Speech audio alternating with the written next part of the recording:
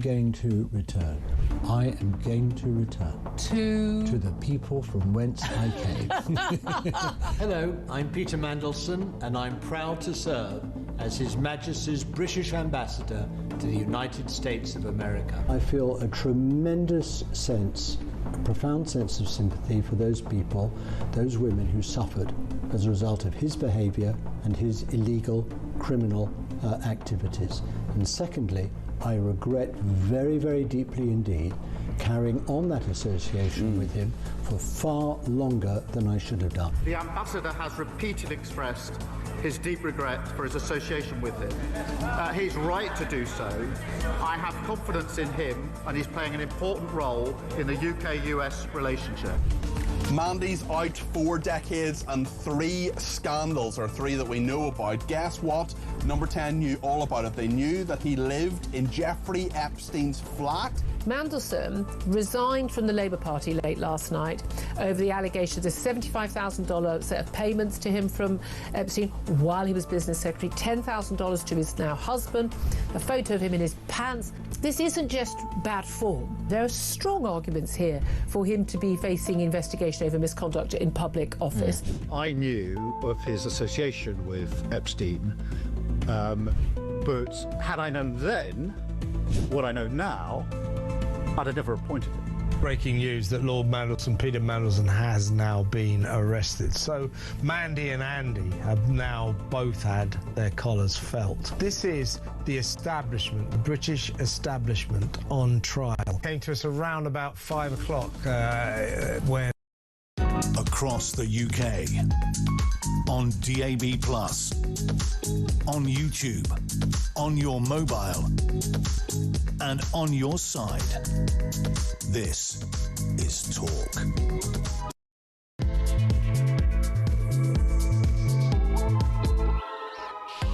Well, a very good evening. This is the Evening Exchange with me, Peter Cardwell. Thank you so much for your company.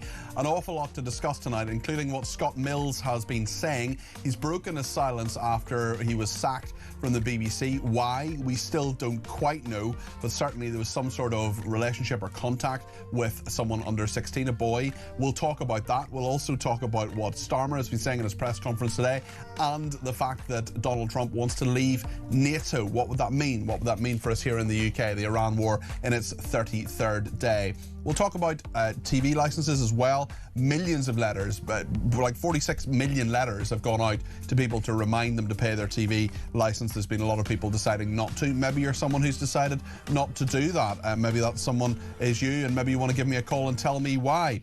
On migration as well, we'll talk about Labour handing France another £2 million a week to police the Channel. We'll also speak to Mark Francois about what's going on, the Shadow Defence Minister, about what's going on in Iran. So much to discuss between now and 10. I want to discuss it with you. 0344 499 1000 is the number to call. You can text me at 72222 with the word talk in your text. You can tweet me at talkTV. Follow me at Peter Cardwell. Send me a voice note, less than a minute please. You can send that in on the main number. You can also give me a ring on the main number, or you can also send me a WhatsApp text message on the main number, which is of course 0344 499 1000. So much to discuss, so many ways to discuss it, lots to discuss between now and 10, so stay with us.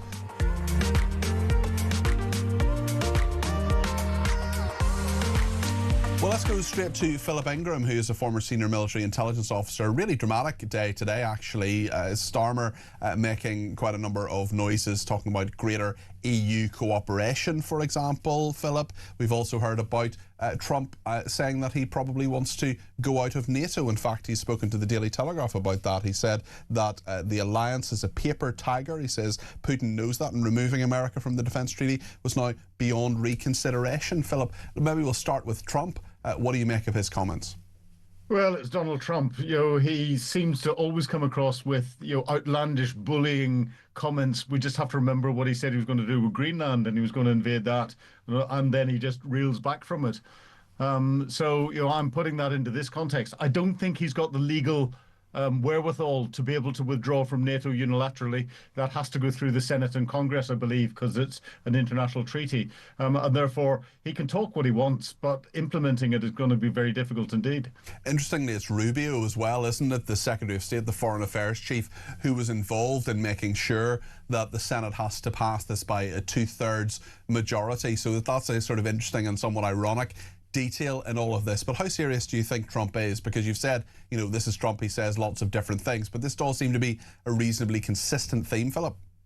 It is, and this is where I detect an element of Putin's influence, because this is what Putin would want, but also detect an element of petulance that's been fueled by Spain and Italy refusing to allow the US to overfly their airspace for operations into Iran. And what Keir Starmer did very briefly, where he stopped the United States from using Diego Garcia and RAF Fairford, which they've used for decades for US national operations, stopped them from using those, and then changed his mind. And from a Donald Trump's perspective, and he's been consistent about this from his first presidency, he's really irritated the fact that Europe and the UK have relied on the US taxpayer to pay for global security, primarily through NATO. Yet, whenever it comes to him wanting to do something, he hasn't asked for Spanish, Italian or British jets to join in bombing Iran. He just wanted to use the bases that the Americans had always been using, and we stopped him from doing it. And that's just irked him. And that's the sort of thing we should have realised quickly, that it would Donald Trump up the wrong way. Yes, certainly. There's all sorts of problems there. I wonder, when you look at the European aspect of this, you mentioned Spain and Italy there, and Yvette Cooper is going to be involved in this call with 35 other nations. What does that actually mean? Where will that bring us in all of this? Is it just a talking shop? Starmer loves a round table, and I wonder whether this is actually meaningful in any way. Europe is a talking shop, and that's the trouble. We're seeing at the minute the debates that there are over the €90 billion loan going to Ukraine. That was allegedly approved months and months and months ago, but we've got one European nation, Hungary, that is putting the kibosh on it and trying to stop it. And therefore, from a defence perspective, Europe is a big talking shop. And this is where NATO adds so much value. We've got the majority of European nations, not everyone, but the majority of European nations in NATO, and NATO's got a little bit more backbone. But I've been involved in a lot of the political discussions that have gone on in NATO when planning different operations, and oh my goodness, do they get tedious and do you get talking shops. But I've also been involved in some of the EU ones, and that's an even bigger talking shop. Starmer seems to like his talking shops. Yeah, it's interesting on NATO, Marco Rubio, the Secretary of State, the Foreign Affairs Chief, he spoke to Fox News last night on his views on this. Let's see what Marco Rubio has been saying. After this conflict is concluded, we are going to have to re-examine that relationship. We're going to have to re-examine the value of NATO and that alliance for our country. Ultimately, that's a decision for the president to make, and he'll have to make it. We're going to finish the job here. As I said, we're very, very close to achieving our objectives on all of these things that I've outlined. But I do think, unfortunately, we are going to have to re-examine whether or not this alliance that has served this country well for a while is still serving that purpose, or is it now become a one-way street where America is simply in a position to defend Europe, but when we need the help of our allies, they're going to deny us basing rights and they're going to deny us overflight. That's an interesting point as well. I mean, do you think they are very close to achieving their objectives? Because the objectives, as far as I'm concerned, seem to have changed, Philip. The objectives are changing, and we're not going to know what the ultimate objectives are.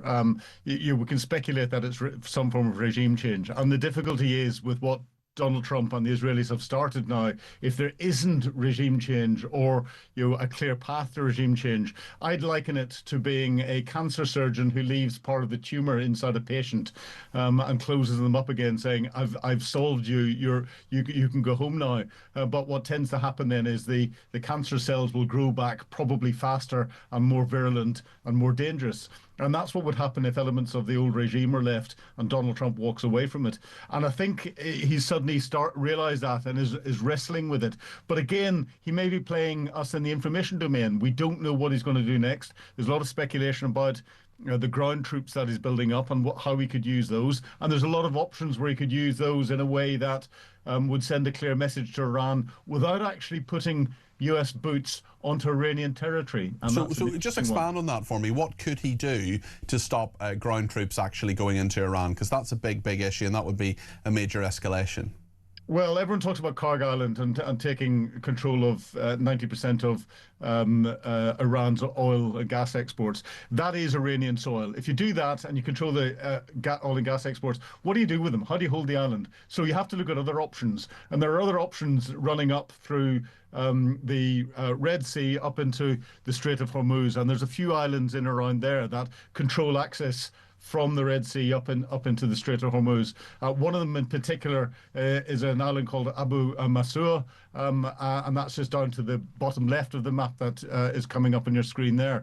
That used to belong to the United Arab Emirates. Iran took it over in the 1970s. Unilaterally, and it's got a big airfield on it. It's almost in the center of the run up the Strait of Hormuz. If America decided to take that, sending a clear message to Iran, it would be a good airfield to base their A-10 attack aircraft, ground attack aircraft, or Apache AH-64 attack helicopters in to try and dominate the Strait of Hormuz from a security perspective.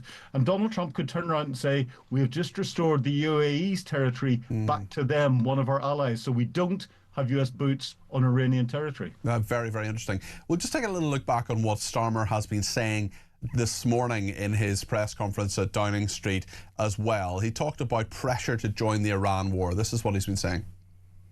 There's been a good deal of pressure on me to change my position in relation to joining the war, and I'm not going to change my position on the war. So whatever the pressure, whatever the noise, I'm the British Prime Minister and I have to act in our national interests.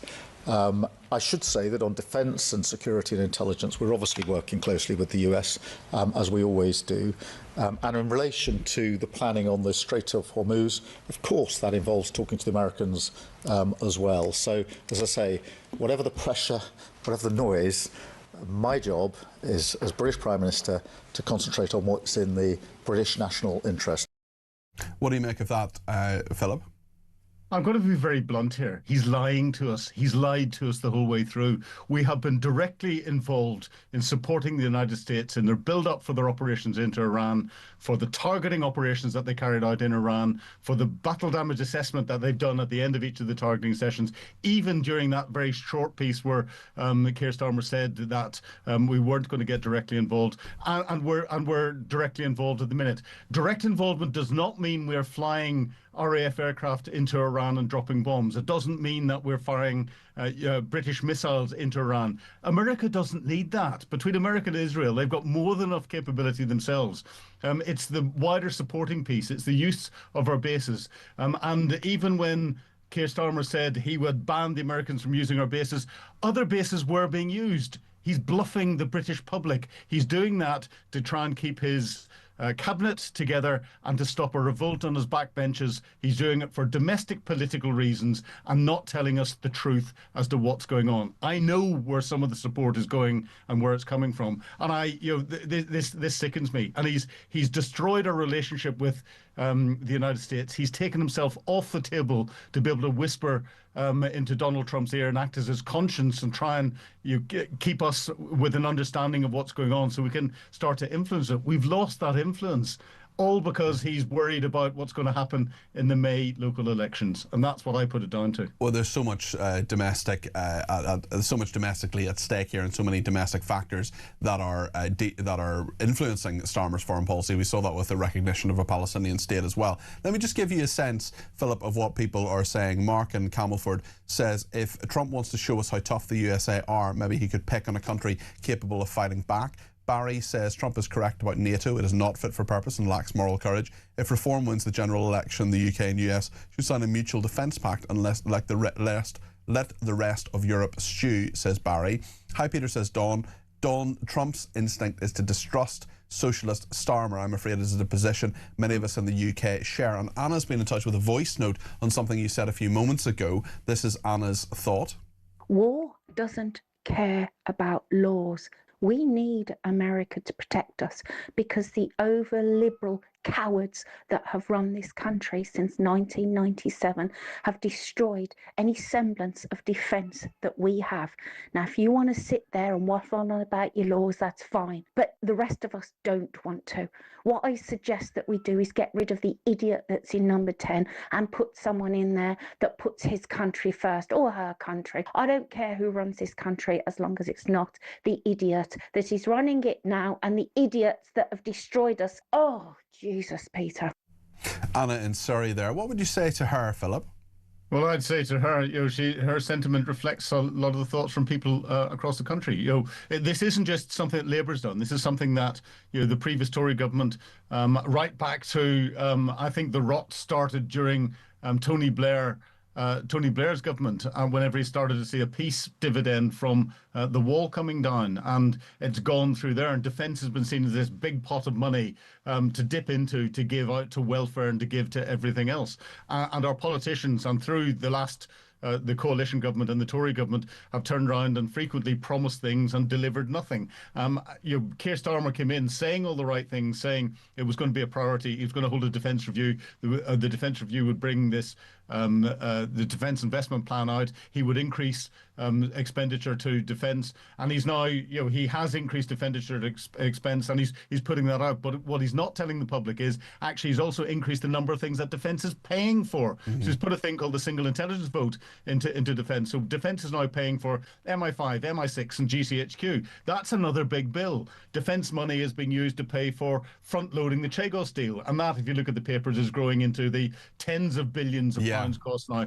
Defence is paying for the cyber leak of Afghan refugee names and details coming in. That's about £2 billion of this year's in-year money. And the reality is training's been cut, access to ammunition's been cut, use of vehicles has been cut all across defence at the minute, whilst Keir Starmer saying, hey, we're paying more, we're giving more to defence. Yeah. But actually what we're paying for has increased. It's interesting as well, because I think the dynamic between Starmer and the EU is something I want to just ask you about finally. Let's see what Starmer was saying about the EU versus the US earlier today. I'm not going to choose, because I think it's in our interest to have a strong relationship with the US and with Europe. But I do think that when it comes to defence and security, energy, emissions and the economy, we need a stronger relationship with Europe.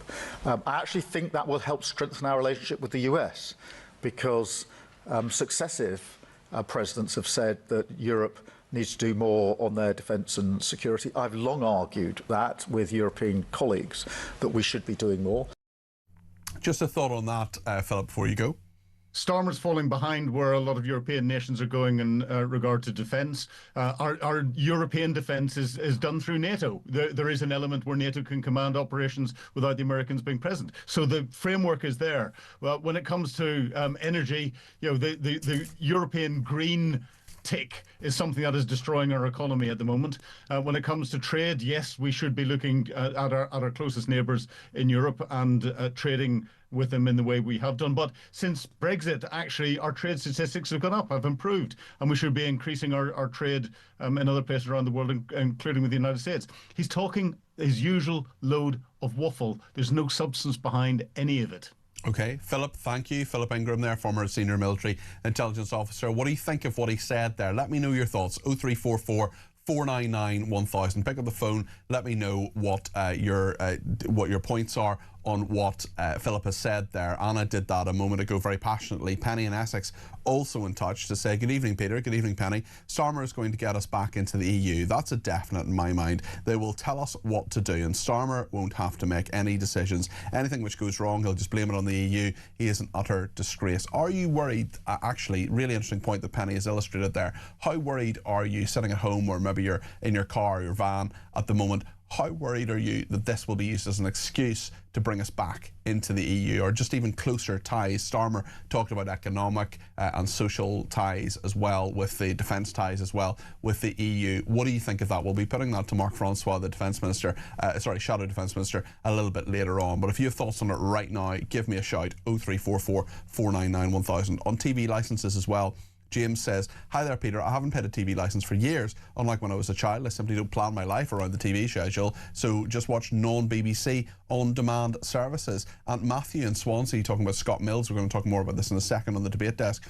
I genuinely feel sorry for Scott Mills. He was a great presenter, says Matthew, and I say this as I doubt we will see or hear him on the TV or radio again. The BBC got twitchy, gave him the chop. What happened to innocent until proven guilty. I hope he takes legal action and takes the BBC to the cleaners, says Matthew in Swansea. Well, the interesting thing, of course, if you pay your licence fee, it could go to some of those legal fees as well, including about Trump too. Very, very interesting points there. Let's take one more voice note before the break, actually. This one from Steve on Starmer's comments today. Evening, Peter. So Starmer says he puts the interests and the safety of the British people first. Yeah, says the man who lets in thousands per month of undocumented, fighting-aged, unknown, could be terrorists, murderers, anything into our country, and rewards them and does nothing about it. Yeah, and also the cover-ups with the grooming gangs of our young kids. Yeah, he's really looking out for the safety of the public. The man's a fraud, he's a traitor, and he should be done for treason. Steve, thank you for that. Lisa in Manchester, I think, would probably agree with you. She says, please stop showing Starmer. He makes me sick to the stomach and I have to keep muting the TV. Love the show, says Lisa in Manchester. Lisa, I'm afraid we do have to occasionally show clips of the Prime Minister of the country, but I very much appreciate your support and thank you for your lovely message. Natasha says, we all know Starmer is a complete joke and has the nerve to say what he's doing, what's best for the country, but he won't control the borders. It almost makes me physically sick. Well, I think Steve and Natasha agree on that one. And Joanna in Salisbury says, hi, Cardi P. Trump has a point when 21 countries have failed to pay the agreed 2% GDP agreed to NATO between 2006 and 2024. I'm wondering if they're in breach of the NATO contract. Very, very interesting points there. Whatever your thoughts, whatever topic you want to talk about, whether it's a TV licence, whether it is Scott Mills and the development there, we're going to go into more detail on that in just a second on the debate desk, whether it's Iran, whether it's what Starmer's been saying, whatever you want to talk about. 0344 499 1000. Debate desk in just a second. James Hodgkinson from the Adam Smith Institute and the political commentator and former special advisor Charlie Rowley will be with us. Stay with us here on Talk.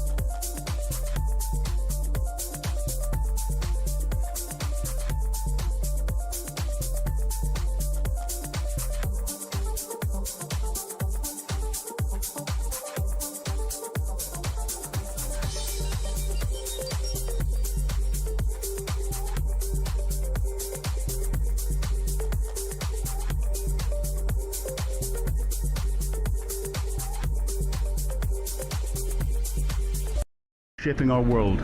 When conflict breaks out anywhere in the world, it has consequences here at home. Talk War is your definitive national security briefing. From the conflict in Ukraine to the tensions in Gaza and the latest escalation with Iran, this is where you'll find comprehensive comment and expert analysis with multiple updates throughout the day. The Talk War podcast from Talk, available on the Talk app or wherever you get your podcasts.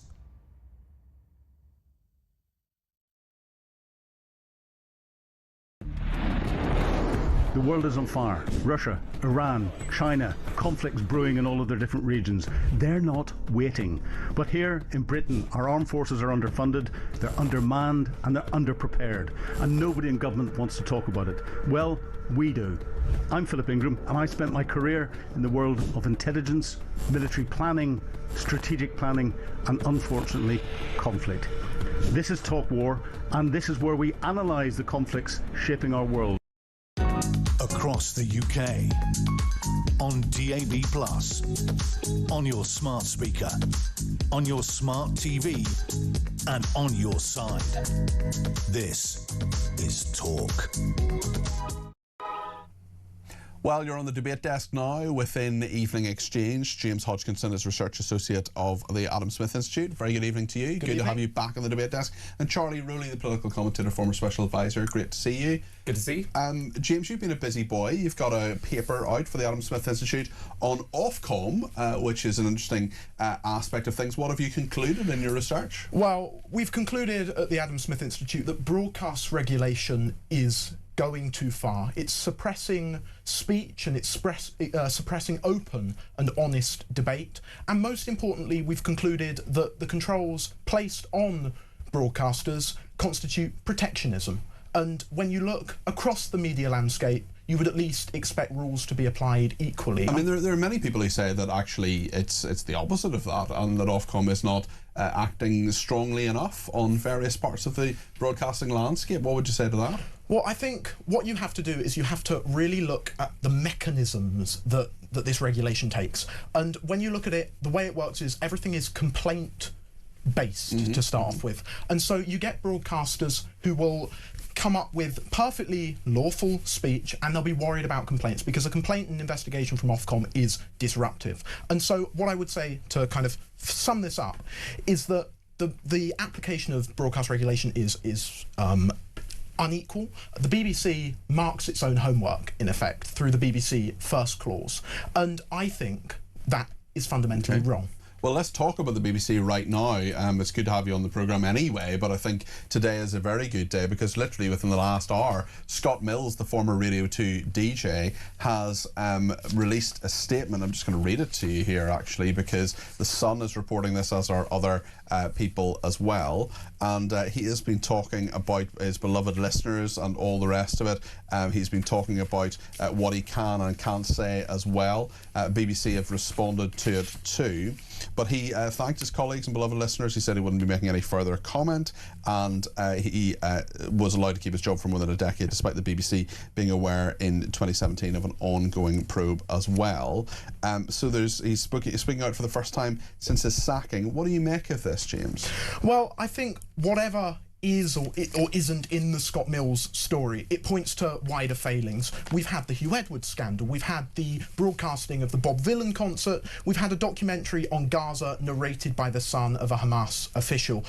Listeners, viewers and licence payers would be forgiven for thinking, when is this going to end? Licence fees are going up to £180 this year. There's no opt-out for people concerned. That's why 1 in 8 households are now evading. And as I've said, our research has highlighted that broadcast regulation in this country is protectionism. And if the BBC wants to survive, if it wants to innovate and to change and to be relevant to young people like me, then for that to happen it needs competition, because competition drives innovation, and sadly that's what the current regulation landscape lacks. In his statement, Scott Mills said the recent announcement that I'm no longer contracted to the BBC has led to the publication of rumour and speculation. He went on to confirm that he was the person at the centre of the Metropolitan Police investigation. He said an allegation was made against me in 2016 of a historic sexual offence, which was the subject of a police investigation which I fully cooperated and responded to in 2018. As the police have stated, a file of evidence was submitted to the Crown Prosecution Service which determined that the evidential threshold had not been met to bring charges. Since the investigation related to an allegation that dates back nearly 30 years and the police investigation was closed 7 years ago, I hope the public and media will understand and respect my wish not to make any further public comment at this time. I wish to thank from the bottom of my heart all of those who have reached out to me with kindness, my former colleagues and my beloved listeners who I greatly miss. What do you make of this, Charlie Rowley? Well, two things really. I mean, we don't know whether the BBC has now got any more information. So Scott's responding to the allegations that are in the newspaper and the historical events of being questioned by the police on that historical set of allegations ranging from 1997 to, I think, 2000. So whether the BBC has any more since then and have decided to act, maybe particularly in a way that they didn't act in the past. So it's a change in approach from the BBC, which, you know, people will argue, is that right, is that wrong?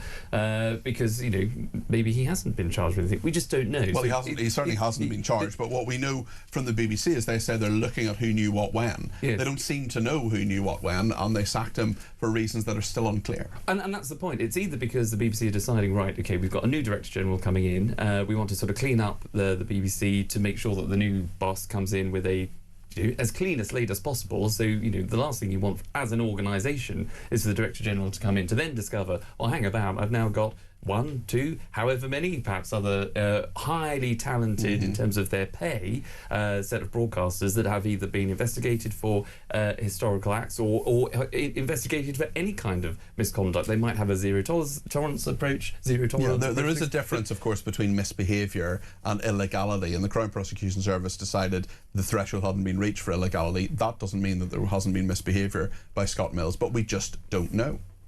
Well, yeah, I think that the point is that the BBC learned the hard way through the Hugh Edwards scandal. Public trust was, in my view, irreparably damaged. What we're seeing now is, I think, a stronger response and a necessary response. But my view remains that the BBC, if it wants to remain publicly funded, if it wants to continue being our national broadcaster, it needs to work harder for licence fee payers, and it's got to hold itself to higher standards. Well, we'll see what happens with the Scott Mills affair. We'll see if more details come out about all of that. The BBC said, we can confirm the BBC was made aware in 2017 of the existence of an ongoing police investigation, which was subsequently closed in 2019 with no arrest or charge being made. We are doing more work to understand the detail of what was known by the BBC at the time. How do they not know what they knew at the time? How can they just sack people for reasons that they don't seem to understand themselves? And the BBC apparently acted decisively in line with our culture and values and terminated his contracts on Friday the 7th of March. We obtained new information relating to Scott and we spoke directly with him. Well, is that the original complainant? Is that someone different? Is it in Radio 2? Is it in another part of the BBC where he does Eurovision things, for example? I mean, where is it? Just give us the detail here. I think Scott Mills probably wants the detail to be in the public domain, although he's not giving it either. There's so much to this, and once again, it's not just what's happened, it's the handling of this, Charlie. Yeah, exactly, because there is still a lack of information as to why the BBC have actually made the decision that they have, because they haven't said, oh, OK, new information is sort of, or you haven't said we've revised our rules and we're going back through all of the cases and therefore this dates back to the time of 2000, we're not looking into anything new. They haven't made that clear. So it could be something new or it could just be a change of approach, but they haven't told us. And I think that's why, to the points that's been made earlier, we need to have the clarity, and the BBC needs to hold itself absolutely to a higher standard. I mean, I would imagine, being a cynic at times, not often. Just because you're cynical doesn't mean you're wrong. Well, no, but in the run up to the weekend, I imagine there could be more that comes out in the weekend papers, and we'll just have to wait and see what that is. Yeah. But to be fair, I think the BBC have made the right decision, even if we don't learn any more, and if it is based on... Why was it the right decision? Because I think the BBC has had a problem in the past of not acting, and it has a moral duty, I think, as the state broadcaster, to even when we're in the grey area of no charges brought. Well, he hasn't been convicted of anything, Charlie. No, but there is clearly enough, I think, for the... Well, it's not clear. It's not clear that there's enough. Well, the police investigated. There was something that was passed to the CPS. Hold on, Charlie. You're saying that because the police investigate you should lose your job at the BBC? No, I'm saying a complaint has clearly been made to a certain degree. Whether there's no conviction, that doesn't say, to your point earlier on, that doesn't mean to suggest that there wasn't inappropriate behaviour. We know all kinds. The threshold hadn't been met. Peter, the point. well, hold on, Charlie. No. The point is here that you're saying, or you appear to be saying, I don't want to put words in your mouth, but you appear to be saying that because a complaint was made, because there was a big police investigation, there could be absolutely nothing in it. The Crown Prosecution Service do huge levels of work for things that never see the light of day in terms of charges. You're absolutely right. But that's the judgment of the BBC, where there is the grey area of not a charge being brought, but that doesn't mean to say that inappropriate behaviour didn't take place. So when you don't have a charge... But they decided back then that it was fine. But they knew about it then, decided it was fine. They say there's new information now, but they're not telling us what that is. And the people that decided it was fine back then were probably the same people that decided that the Hugh Edwards complaints that took place that didn't see the light of day, they sat in the complaints department until it became too late. So the BBC have taken a more, I think, perhaps, a rigorous approach to say, right, if it is the case... I am really worried about cancelling people based on allegations. Anybody can make an allegation about any of the three of us. Exactly. I don't want to lose my job as a result of that. I want there to be a fair process. Totally, but I'm not saying that. That's why it's a grey area, and that's when the employee has to decide. Sorry, the employer has to decide about its employees, whether there's a threshold. But the point is... a set of managers... Somebody could complain here today that I... said something inappropriate. Yeah. Okay. It's my word against theirs. Management might then say, well, we can't prove it, so therefore you'll keep your job. Okay, but I could have been investigated, I could have been arrested, I could have been a file could have been passed to the CPS, but because there was no charge, apparently it didn't happen. That's not the case. You know, we know when it comes to sexual abuse, for example. Well, there is a difference between misbehaviour and illegality. That is essentially the point you seem to be making. But you can have your contract terminated for misbehaviour, which would be the right thing to do. Okay. Otherwise, there'll be millions of people in their offices today. Although we don't know what this misbehaviour is, it's new information apparently. But was it contemporaneous information? Was it historical information? Did it relate to the 16-year-old, the person under 16? We don't know. Final thought from James on this? Well, I think what we've just seen, that conversation, shows why information asymmetries are a bad thing. If everyone wants it to be in the public domain, it should be in the public domain. I'm a big fan of transparency. I don't think the BBC have been transparent enough over the years. They do risk, if they're not careful, continuing that reputation into this incident. So my view, let's get it out, let's get it into the open, and let's let the court of public opinion and, of course, the court of law decide. Over the break, I'm going to be taking James's phone off him and looking at everything he's looked up in the last 24 hours, obviously. I'm joking. We'll talk more about Keir Starmer in just a second. What do you think about what Charlie and James have said? 0344 499 1000. Dave has messaged me again from New Zealand. Is it Tauranga? Did I get that correct? Because I'm not sure that's the correct pronunciation, but I think it's Tauranga in New Zealand. He watches this as his breakfast show, which is fantastic because of the time difference, obviously. David says, I wouldn't put it past Starmer and his advisors to be forcing Trump into alienating NATO, therefore forcing the UK to make a choice, the US or Europe. Well, we'll ask about that choice with Charlie and James in just a second. Stay with us here on Talk.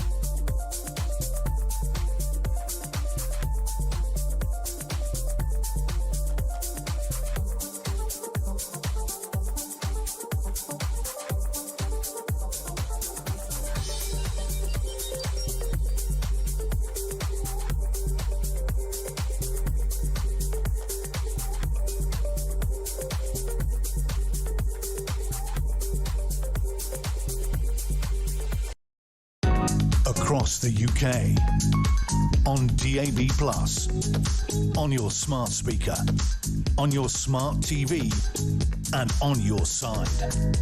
This is Talk. Let's talk about Keir Starmer and what he has been talking about today. He's been giving a press conference this morning. He says Britain is built for all, that we're a nation that should come together. This is what he's been saying. The purpose of this government: end decline, reform our public services, grow our economy from the grassroots, and with resolve, with respect, with the flag in our hands, we will renew this country until we can say with total conviction that Britain is built for... Not entirely sure why that clip was played. That was from a while ago, a few months ago. Apologies for that. He was talking today about the pressure to join the Iran war. This is what he said in Downing Street. A good deal of pressure on me to change my position in relation to joining the war, and I'm not going to change my position on the war. So whatever the pressure, whatever the noise, I'm the British Prime Minister and I have to act in our national interests. I should say that on defence and security and intelligence, we're obviously working closely with the US, as we always do. And in relation to the planning on the Strait of Hormuz, of course, that involves talking to the Americans as well. So, as I say, whatever the pressure, whatever the noise, my job is, as British Prime Minister, to concentrate on what's in the British national interest. And what's in that British national interest is, of course, a matter of debate, and whatever your thoughts are on it, give me a shout, 0344 499 1000. We'll take some calls a bit later on in the programme, but get your call in now so we know to ring you back. But interestingly, with Donald Trump saying a lot of really quite spicy things about NATO, about possibly withdrawing from NATO. Keir Starmer says he's not going to blink on that. I'm not going to choose, because I think it's in our interest to have a strong relationship with the US and with Europe. But I do think that when it comes to defence and security, energy, emissions and the economy, we need a stronger relationship with Europe. I actually think that will help strengthen our relationship with the US, because successive presidents have said that Europe needs to do more on their defence and security. I've long argued that with European colleagues, that we should be doing more. Keir Starmer is speaking this morning. James, what do you make of this? Is he being honest here? Well, closer relationships with the EU seem to be Keir Starmer's answer to just about every problem that occurs during his premiership. We can't forget that he is a former shadow Brexit secretary who voted to block Brexit on 48 occasions. And he wanted a second referendum. And he wanted the second referendum. You know, there's no end to it.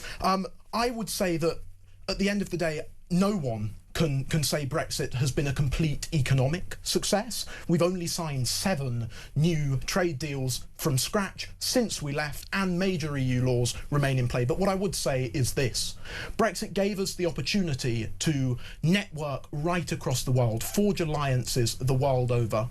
Our politicians, I don't think, have made the most of those opportunities. Harking back to Europe is not the answer. In terms of what may happen with Iran, are you worried about the United States leaving NATO, as Donald Trump has said? He says it's beyond reconsideration. I was never swayed by NATO. I always knew they were a paper tiger, and Putin knows that too. Well, I think it's important to caveat that with the fact we know Trump is a relatively unpredictable and emotional ally, but NATO has a proud and long history, and we've had crises before. The Suez Crisis of 1956, when the Americans were deeply unhappy with our actions, and of course the Vietnam War. You can draw parallels. We refused to commit troops in that conflict. I personally think the alliance will prevail, but I would like to say this: if there's one positive to come out of this, and the second Trump presidency as a whole, it's the fact Europe has realised it's relied on America for too long. We need to up defence spending, we need to up defence procurement.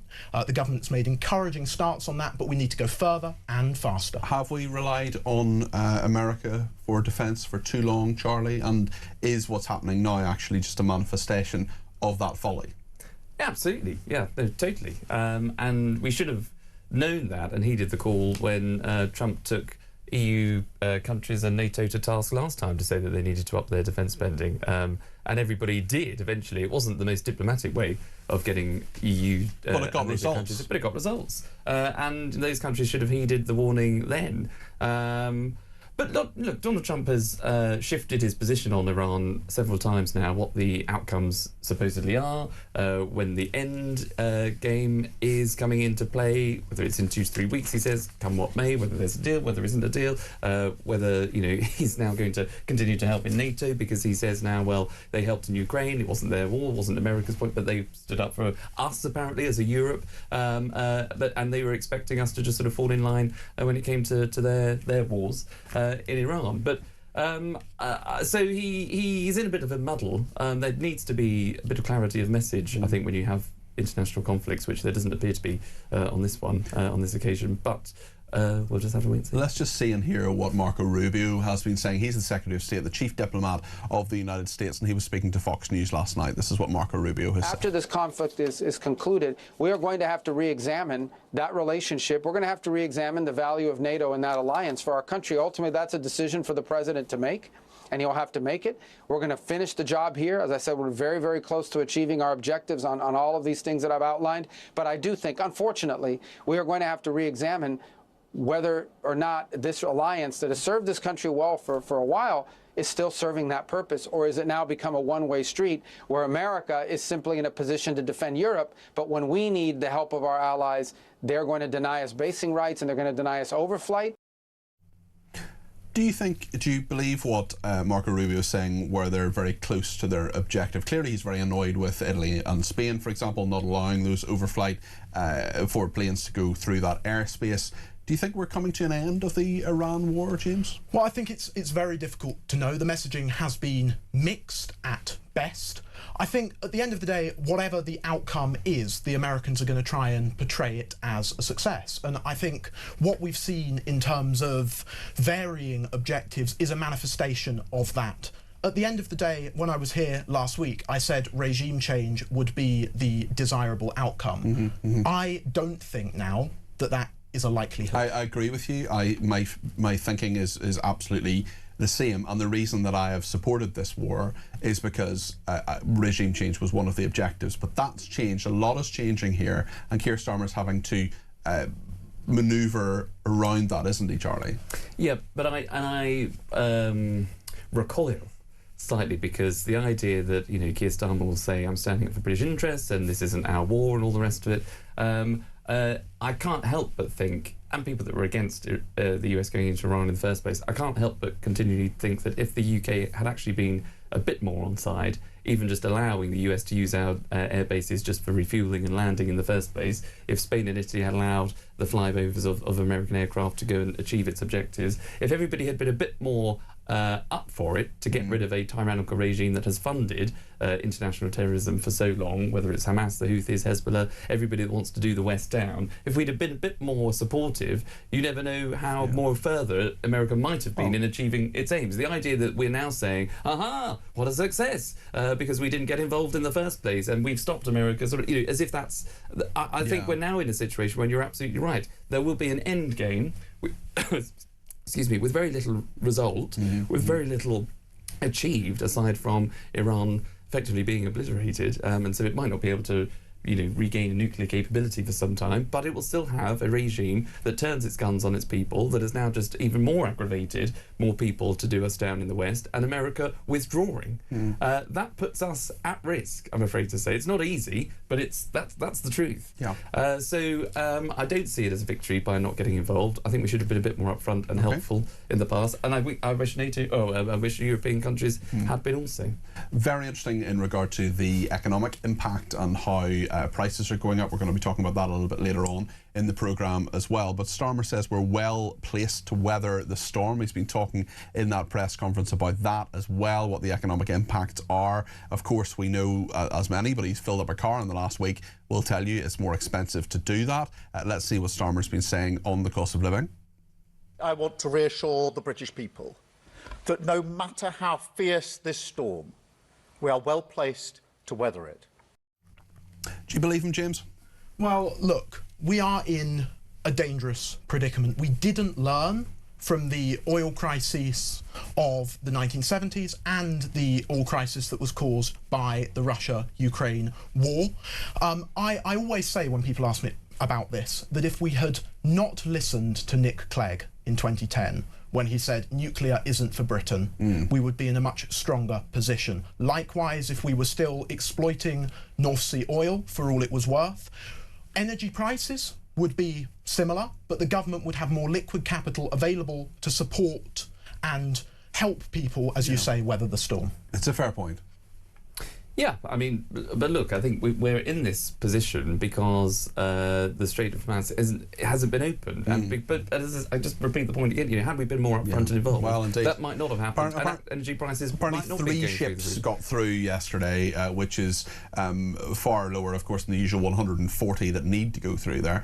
Penny says Trump doesn't seem to have any clear objective of the result of this war and what he wants to actually achieve. But Starmer has really caused a massive rift with our relationship with America. Trump does forgive, but not sure this time, says Penny. Very interesting points there. Matthew says, from Swansea, says your debate about Scott Mills will just prove the difference in perception. People should have been sacked or not. I just hope it's more than just one person's decision to give him the chop, as there doesn't seem to be any justification for sacking someone 10 years after knowing he was being investigated. Well, we do need to know more about this. Gillian Devon says, Peter, great show, always admire your well-balanced opinion. Thank you, Gilly. Starmer has failed to act in the interests of our country in anything he says or does. He treats us, the population, with blatant contempt, says Gilly. And just regarding the BBC, this is MG in Staffordshire, says, I am surprised that it still exists, to be perfectly honest, after the cover-ups over Savile. It should be shut down or rebranded with a different name and structure as a mark of respect to the Savile abuse victims. Too many scandals and too little monitoring. Lots more to discuss on the debate desk with James and Charlie. We'll talk about these TikTok teens. There's been a threat to arrest teens after social media fueled link-ups saw British high streets terrorised by mobs of feral yobs, and also the very best April Fool's stories. One of them involved Ed Miliband and cold tea. I'm going to keep my tea nice and warm and drink it during the break. Stay with us.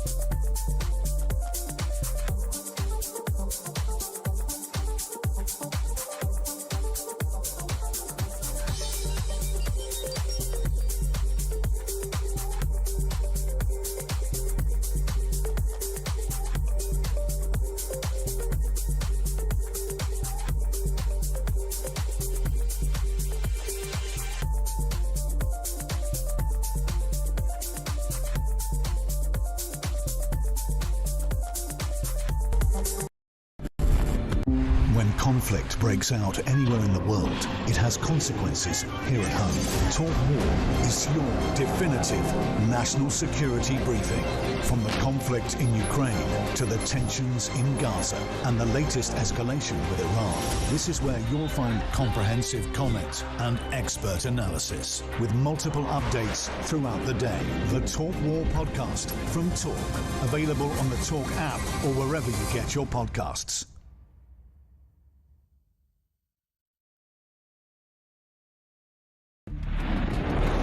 The world is on fire. Russia, Iran, China, conflicts brewing in all of their different regions. They're not waiting. But here in Britain, our armed forces are underfunded, they're undermanned, and they're underprepared. And nobody in government wants to talk about it. Well, we do. I'm Philip Ingram, and I spent my career in the world of intelligence, military planning, strategic planning, and unfortunately, conflict. This is Talk War, and this is where we analyse the conflicts shaping our world. Across the UK, on DAB+, on your smart speaker, on your smart TV, and on your side. This is Talk. Mike in Milton Keynes says, my goodness, it's good that it's the 1st of April with our Prime Minister having a laugh to try to take us back to the EU club despite the British vote to leave. Surely he is not that stupid to think that we believe him in what he says, says Mike in Milton Keynes. Darryl in Blackburn says, evening Peter, well on Scott Mills, insufficient evidence is a far cry from innocent. If the allegations were false, the young lad would have been prosecuted, and if Scott Mills hasn't gone for a wrongful arrest, prosecution, which is quite telling. Well, he was never arrested, Darryl. He was never arrested, so he can't go for a wrongful arrest. And Phil in Portsmouth says, I can guess your story about Miliband and tea, but I thought his turning the fridges off for warm beers was his April Fool, says Phil in Portsmouth. We did talk about that a couple of weeks ago, and it was an absolutely outrageous suggestion, which completely fails to remember and to realise that switching off a fridge and switching it on again in a bar actually uses more energy than keeping it on all night. It's like when people keep opening and closing the fridge when you're making some food. It's better just to keep it open, get everything you want out of it in one go, and then close it. Otherwise, you release loads of different energy. Anyway, we're going to talk about cold tea in a minute, but I want to talk about the police officers and indeed the Mayor of London, who have blasted TikTok and threatened to arrest teens after social media fueled link-ups. So British high streets terrorised by mobs of feral youths. Just tell us about this, James, and your observations. Well, I saw it and I viewed the news with shock, and I think really it shows what happens when lawlessness can take hold. Clapham is a trendy, modern, up-and-coming, affluent area, and the residents there are now living in fear. We saw that the supermarkets that were targeted, some of them remained closed the following day in the afternoon. So that shows you that they were not happy with the action that the police took. They didn't feel safe to stay open, despite the fact that the police should have been there to protect them. And as someone who is of a younger age, I feel I can say this, but I think it's sobering, quite frankly. If this is what these young people are doing now, then I dread to think what they might do in the future. It's a very good point. Charlie, the Mayor of London, Sadiq Khan, Sir Sadiq, soon to be Lord Khan, says that they will face the full force of the law. I mean, they won't, will they? No, probably not. But you're right. Clapham is up and coming, trendy and modern. But I think that's just because I've left it now. No, really? Okay. You are living there. Because I used to live I used to live just around the corner from the high street. You might be looking at your screens now, where there's this whole mob of people that have descended upon it to run amok, to run riot, and I can only see in the clips that we see on TikTok and other social media, just one solitary police car, unmarked police car that sort of turns up to try and film people. They always say they'll look at the CCTV footage and catch these people, but we never hear very much more about that, and I do wonder how many arrests actually happen. And you're right, and are we now getting into a situation where we're talking about different kinds of riots for different kinds of people, for different kinds of causes? So when it came to the Southport riots, for example, a couple of years ago, this government seemed to bend over on all kinds of angles to get people through the court process, to clamp down on repeated offenders, but also repeat protests that might be taking place across and criminality on the back of those protests right across the country. Now, we're seeing something in Clapham here. We've seen it in Birmingham as well. Where is the mayor? Where is the government to say that we will treat this in the same way as we treated the Southport? In fairness to the Mayor of London, he has said they'll face the full force of the law. We will see if that happens. But just a couple of minutes to talk about some of the April Fool's Day stories. Were you taken in by any of them, especially this one about Ed Miliband saying we should drink cold tea, James? Well, I think what made this so good is that it is almost believable. As you were talking about earlier, this is an energy minister who, in all seriousness, proposed that pubs would have to serve lukewarm beer. And just on this, people are fed up, I think, of this sort of nanny state net zero. People might be willing to make reasonable adjustments to the way they live their lives, but that should be their choice. All of this top-down, government-mandated nannying, which is what we're seeing, I think is fundamentally wrong. And as I say, that's what made this Telegraph story quite so entertaining. Charlie? Yes, I mean, you could be forgiven for thinking this story was a genuine attempt to obviously hit the net zero targets and bring our emissions down. Well, it's so close to the truth. The best April Fool's stories are so close to the truth. Yes, exactly. I mean, a couple of others that we sort of stumbled across this morning, written by journalist Olaf Sprills. Oh, yes, which is April Fool's. Yes, which didn't get past us this morning. But, you can imagine people writing up, people having a lot of fun at their news desk writing up. The story that actually wasn't an April Fool at all was that Larry the cat managed to catch a mouse on Downing Street, which is something he is certainly not famed for. In fact, he's famed for not doing that, and for the first time in a number of years he has been catching a mouse. Anyway, bad news for the mouse, good news for Larry and indeed his fans. He's 19 now and has been on Downing Street for 15 years, but that was I think an uplifting story, not for the mouse obviously, of the 1st of April, perhaps the best news to come out of Downing Street today, one might argue, with all the doom and gloom that's around. Larry's been around for a long time. I know you're a fan. You've met him many times, Charlie. I thought you were going to say I've been around for a long time. No, certainly not. You're very young. If only someone would now write a book about him. Anyway, lots to discuss in the next hour. We'll talk about the EU angle of what Starmer was talking about today. Mark Francois is coming up. Stay with us here on Talk.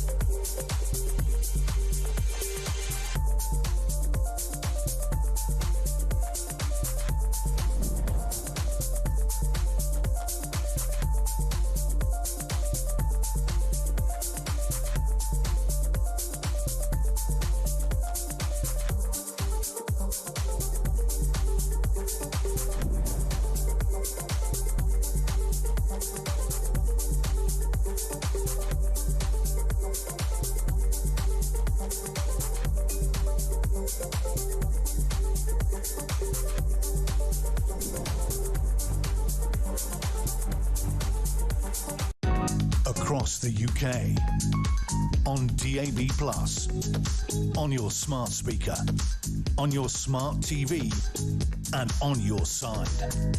This is Talk.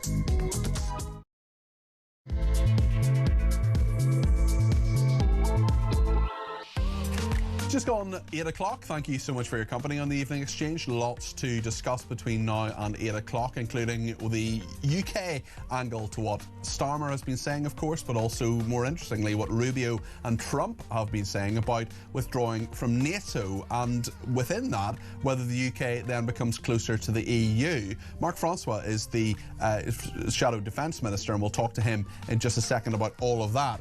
We'll also talk about Kanye West. We'll talk about petrol chaos. us. We'll talk about Scott Mills, we'll talk about migration, we'll talk about the BBC. So much to discuss between now and 10. And whatever you want to say and however you want to say it, please let me know. 0344 499 1000 is the number to call. You can text me 87222 with the word talk in your text. You can tweet me at talkTV, follow me at Peter Cardwell. You can also send me a WhatsApp voice note, less than a minute please. We've had a few of those already. Keep them coming in on the main number. You can give me a ring on the main number, or you can send me a WhatsApp text message on the main number as well, which is of course 0344 499 1000. Thanks so much for your support, for your calls, your texts, your tweets. Keep them coming in, and we'll get as many people on the air as we can between now and 10. Stay with us here on Talk.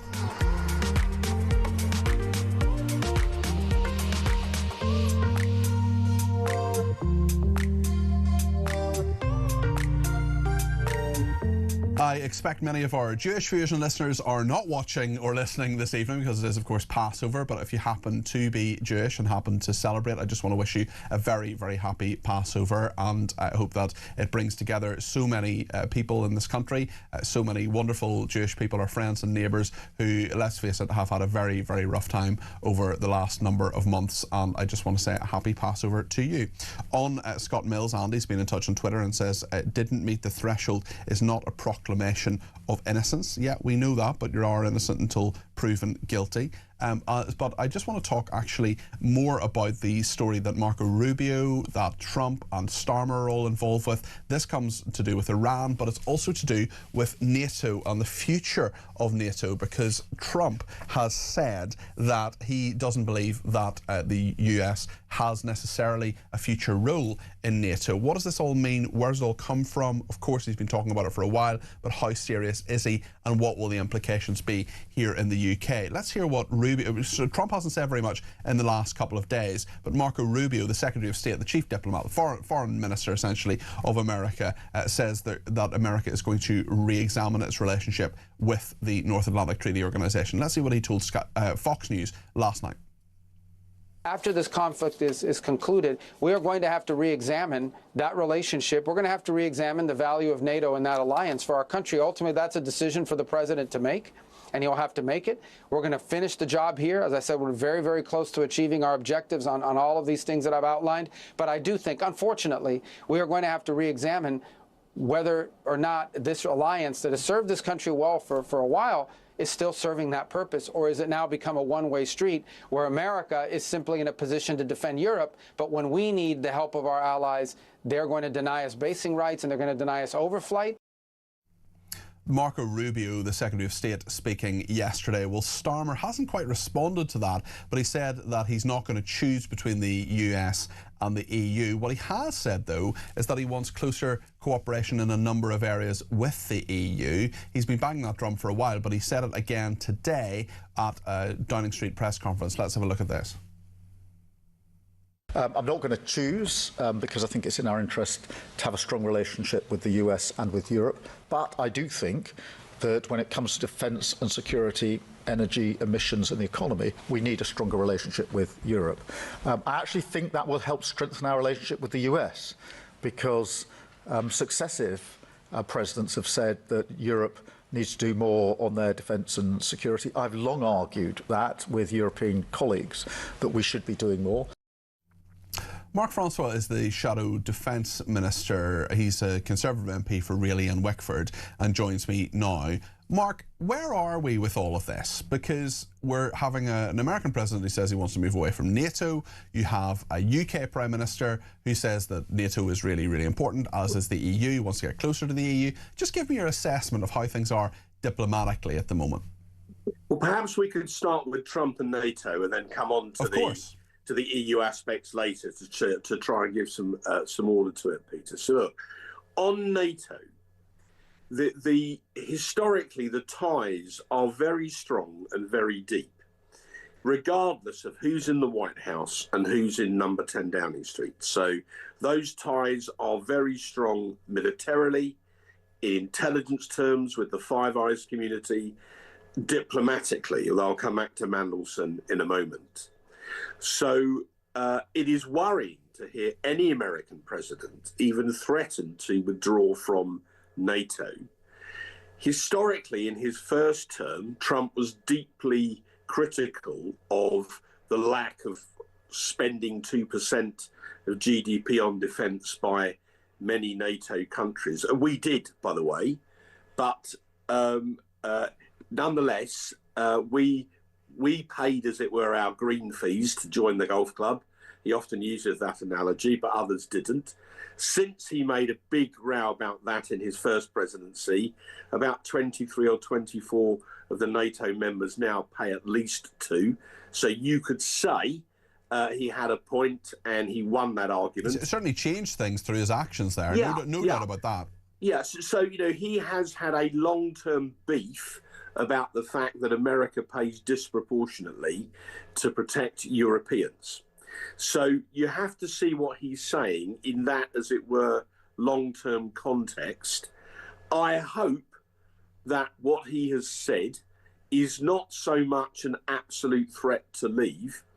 I see it more as a cri de coeur, if you like.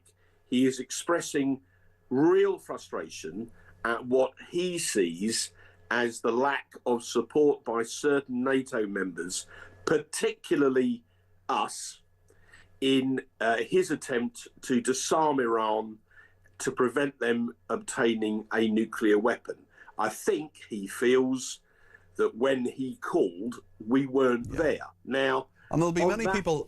Sorry to interrupt you, Mark, but within that, there'll be lots in the European establishment who will say, well, why should we? Why should we necessarily have done what he wants to do? And why should we bend over backwards to do what he wants simply to keep him in NATO? But there are very, very important reasons for all of that, actually, that are less to do with emotion and more to do with realpolitik. Well, several points and then another one on top. Iran has tried for decades to develop a nuclear weapon. We know now that Iran was effectively behind the appalling Hamas attacks on the 7th of October. They pretty much ordered Hamas to do it to scupper the Abraham Accord negotiations between Israel and Saudi Arabia. They were close, effectively, to a peace deal, and suddenly Hamas attacks. We know for years the Iranians have funded world terror Hezbollah, the Houthis who fired rockets at British merchantmen in the Red Sea. We know the Iranians gave lots of technical assistance during the Iraq and Afghanistan wars to people who planted roadside bombs to kill and maim thousands of British soldiers. Iran is no friend of this country. So that's why my party supported the action. But it's worth reminding even President Trump that Article 5, an attack on one is an attack on all clause, has only ever been invoked formally once by the United States after 9/11, when thousands of Americans, and many Brits too, were brutally murdered in the Twin Towers. The Americans invoked Article 5. They said they'd been attacked. They had.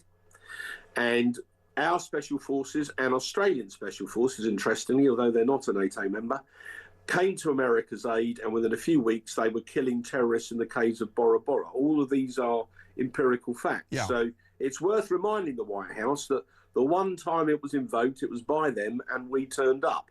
But coming on to where we are now, I think Trump is enraged by how Starmer and co have behaved, and he has a point. One, I believe that the Anglo-American relationship, whether you call it the special relationship or whether you call it something else, is at the fulcrum of NATO. And what do? We send them Peter Mandelson as our ambassador. Yeah. And so having seen how we disrespected them by sending Mandelson, of all people, I think has really annoyed the White House. You think even before the scandals emerged, you think, well, we knew he had links to Epstein, but even before the reasons he was sacked fully emerged, shall we say, you still think the Americans were knocked by that? Yes, look, there was a man who had to resign from the British cabinet not once or twice. Yeah. You know, before all of this was on the record. So if you're them and we send them that guy, they're going to go, why on earth have they sent us him? And then, of course, Epstein and all the rest. So it was extremely poor judgment. That's yet to play out. I still don't think Starmer's really accepted responsibility. We've got the farce of what did or didn't happen to Morgan McSweeney's phone. I mean, viewed with American eyes, it's just amateurish, chaotic. Are we diminished as a nation in their eyes? Of course we are. And as a Brit, I take no joy in saying this, but at the moment in Washington, we're a laughingstock, literally a laughingstock. Trump retweeted that comedy sketch. We are regarded with derision by this administration and by many in Congress because of Starmer's activities over the past few months. And as a Brit, that is a terrible thing to have to admit, but that's where we are. Now, he's particularly angry that we refused him the use of the runways, including the very controversial one at Diego Garcia. So we asked him to approve, well, Labour did, this bonkers $35 billion deal, and then refuse him an opportunity to use the runway that they told him he had to approve because it was all about being able to use the runway in the first place. So just bring it back, Mark, to what Starmer was talking about today and the EU in all of this, because we know Starmer campaigned against the second referendum. We know that EU cooperation is something that he really cares about and wants to continue. Is he using this perhaps as a flag of convenience to move us closer to the EU, or is that too cynical? Well, I believe it is, but just quickly, Peter, I know you want to get on to that. Sure, go for it. You know, I spoke to a good friend of John Healey last night who assures me that Healey's advice was that they should have allowed the Americans to use the runways. So to be fair to John Healey, let's get that out there. That's interesting. But the Prime Minister effectively was bullied out of it by a combination of Ed Miliband, Yvette Cooper and Rachel Reeves. And in the end, he said no. And we are historically their closest ally, and that enraged them. So Starmer and the Labour cabinet, they have to take some collective responsibility, it would seem, with one honourable exception, have to take responsibility here. And a large part, I think, of Trump's invective is because he feels very let down by NATO in general, and especially let down by the United Kingdom, you know, the one country he thought he could really rely on. Now, coming on to Europe, you've heard me say this before, but in order to be consistent, Starmer remains a Remainer. He's always been an arch Remainer. That is what he believes. That's his worldview, as it were. And I am absolutely convinced that he and Labour will now try and take us back into the EU, that they won't do it in one go.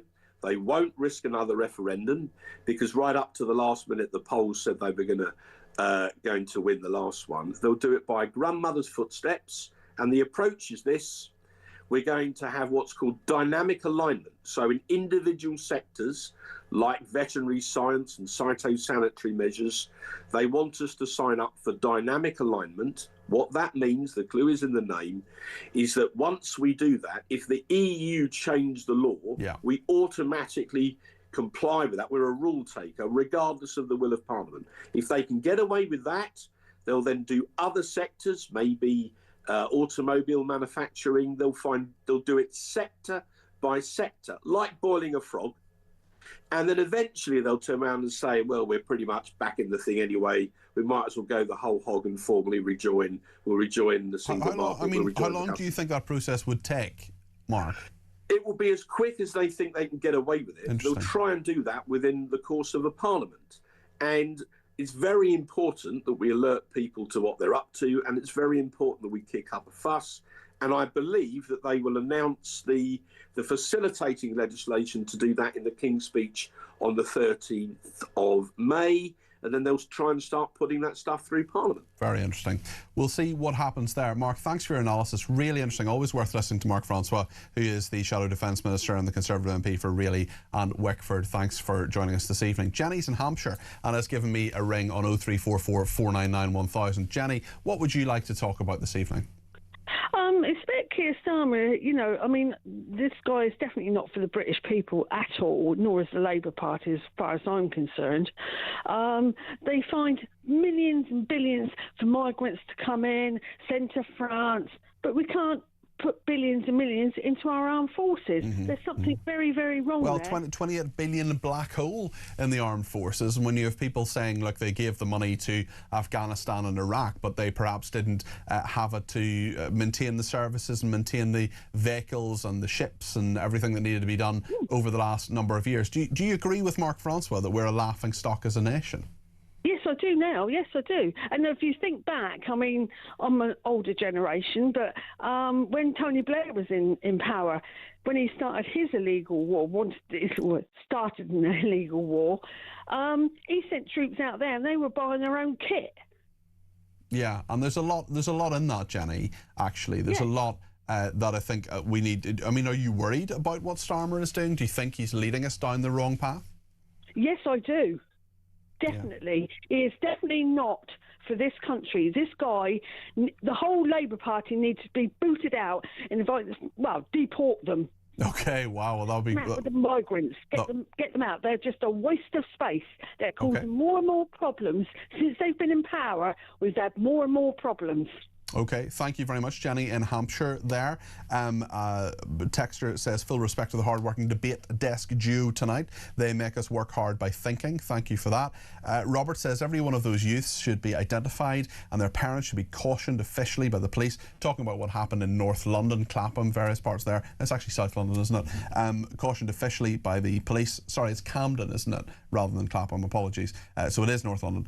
Cautioned officially by the police cause of their welfare, their failure to be educating their kids. Watch how quickly it stops due to the embarrassment of the parents when carted away by the police. And Frank in Hereford says it's been April Fool's Day every day since these fools took power. From Frank says that. So yes, it is the 1st of April, but of course no April Fool's jokes on this programme because it's past 12 o'clock and we don't want to be the April Fools, although there are many people worried about being made a fool of, certainly when it comes to paying for petrol, how much you pay for it. 70% of British people think shortages are likely in the coming weeks. The Prime Minister says not to panic. He says that we are well equipped to deal with this. We'll talk to Ross Clark, columnist at The Sun, on this in just a second. And whatever you think, 0344 499 1000. Stay with us.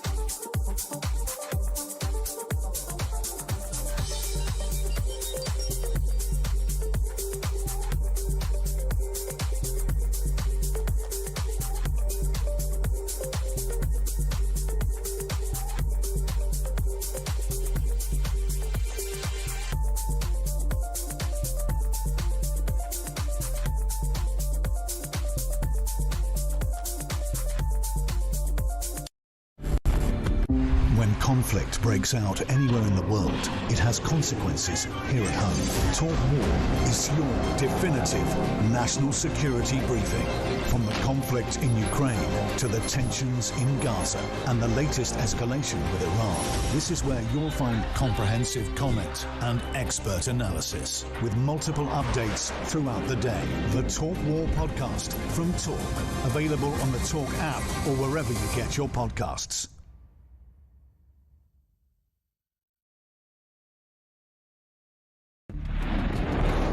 The world is on fire. Russia, Iran, China, conflicts brewing in all of their different regions. They're not waiting. But here in Britain, our armed forces are underfunded, they're undermanned, and they're underprepared. And nobody in government wants to talk about it. Well, we do.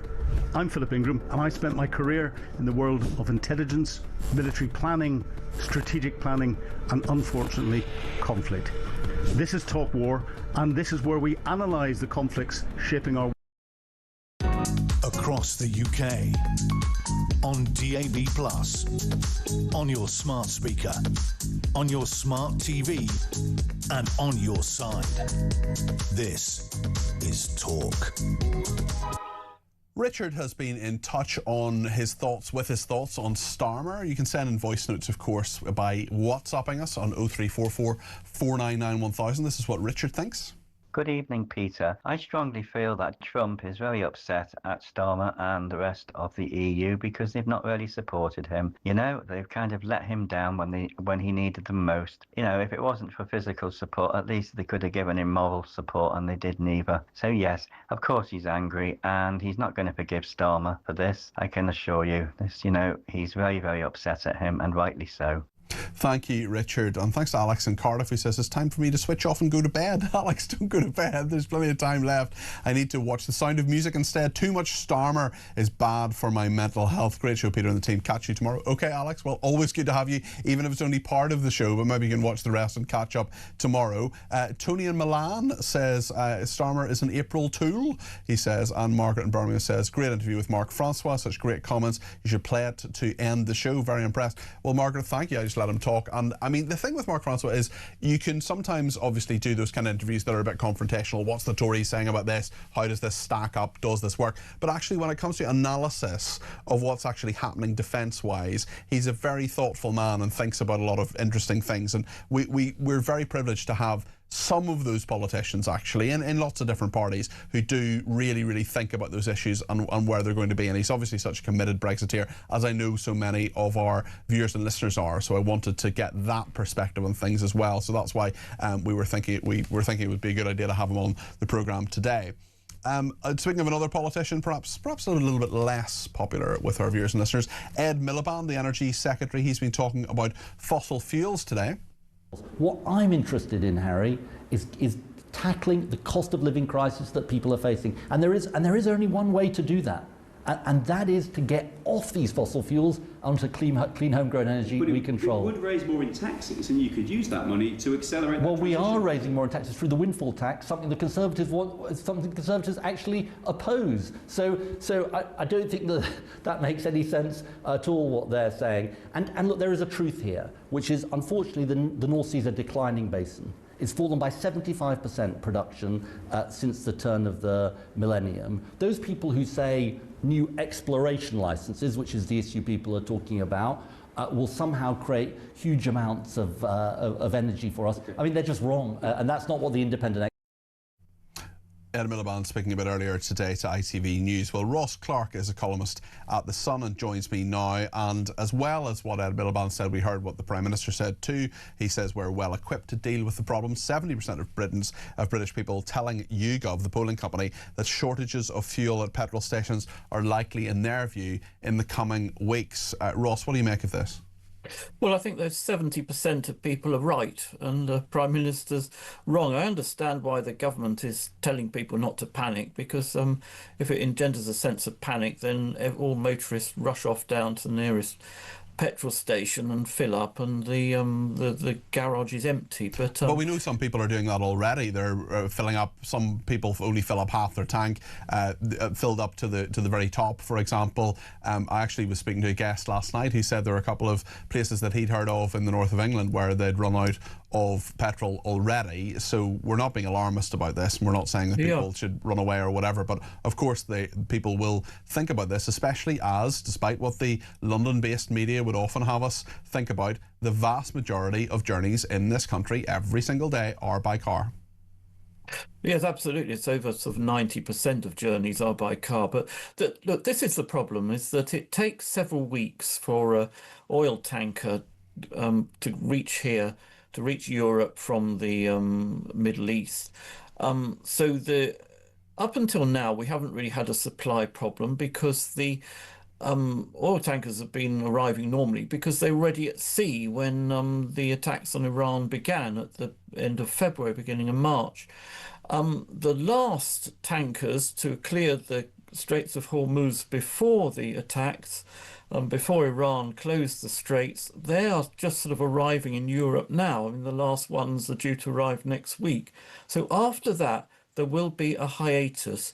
Whether or not, even if the war ends tomorrow and the Straits of Hormuz are reopened, there will still be this hiatus in supplies reaching Europe from the Middle East. Now, the Middle East is not our only source of hydrocarbons, but it's a particularly strong source of diesel and of kerosene, jet fuel, but which is also used in oil-fired boilers in Britain.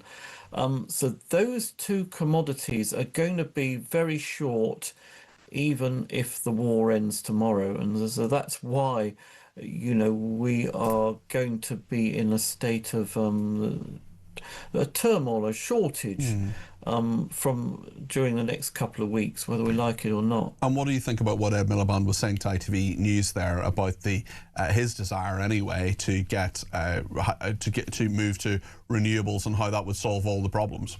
Yeah, well, look, this is plain fact is that renewables, wind and solar, account for 5% of total energy consumption in Britain. Fossil fuels meet about 75%, 3/4 of all all energy demand. Now, you might not want it to be that way, but that is the way it is, and it's not going to change in the near future very quickly. Now, if you are going to formulate a national energy security policy, and that is part of Ed Miliband's job. He is, after all, Secretary of State for Energy Security and Climate Change. He would be, yeah, sure, you know, commission more wind and solar, homegrown energy and so on, but he would also be acting to secure supplies of fossil fuels. That would be his priority right at the moment. Okay. And he has shown no interest in doing this whatsoever. He's just keeps trying to give us the impression that we can all switch to renewable energy tomorrow and everything will be okay. That is totally impractical. We are going to remain reliant on fossil fuels for decades to come, even in the improbable scenario of us reaching net zero by 2050. Even the government's climate change committee admits that we would still need gas, particularly after that date. Ross, thank you. That's Ross Clark there, a columnist for The Sun. And Brian in Blackpool has given me a ring about this, and you can too, 0344 499 1000. Brian, what do you think? You're very welcome to the programme. What would you like to say? Good evening, Peter. Well, I was listening to Ed Miliband. At the same time, I was on the government website looking at the MOD report and the RAF report about wind turbines on land and on sea. And it states that from 1979 till now, they've been checking every year and telling the government wind turbines are terrible to the defence of Britain. The RADA, I can't say it now, the machine cannot distinguish when the wind radar. Do you mean radar? So that's it. Radar. Sorry. Yeah. When the wind turbines turn, they can't distinguish between a plane, birds, or a missile. Right. Okay. Well, it would be really useful if they could. Yeah, but this is on the actual website of the government. Goodness so me. Why aren't they telling us? Why are Starmer and Ed Miliband lying to us?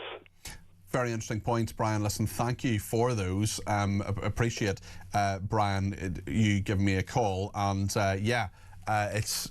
I mean, there's so much to talk about in all of this, and if you want to get your voice on the air, 0344 499 1000 to make your points. The petrol chaos as well. Are you panic buying at the moment? Are you filling up a bit more than you would? I mean, I had a texter last night who said, hold on a second, what do you mean filling up more than I would? Well, actually, some people only fill, half their tank because it's more fuel efficient to do that. I just wonder if people are not necessarily panic buying, but reacting to that situation, or maybe you're buying less because it's so flipping expensive. We're going to talk more about migration in a second, because this deal still isn't done. Labour handing France another £2 million a week to police the Channel, despite Paris refusing to accept the targets to stop the boats. We're giving them loads more money to do less than they were doing previously, and the results simply aren't there when it comes to discouraging people coming across illegally on boats. Lots to discuss here on the evening exchange. 0344 499 1000. Stay with us.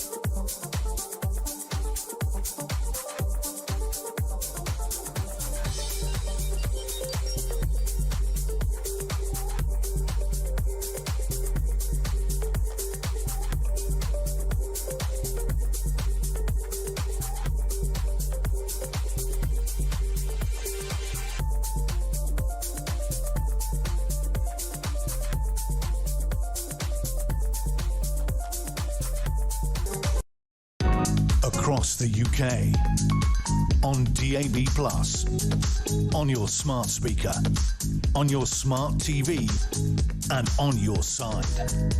This is Talk.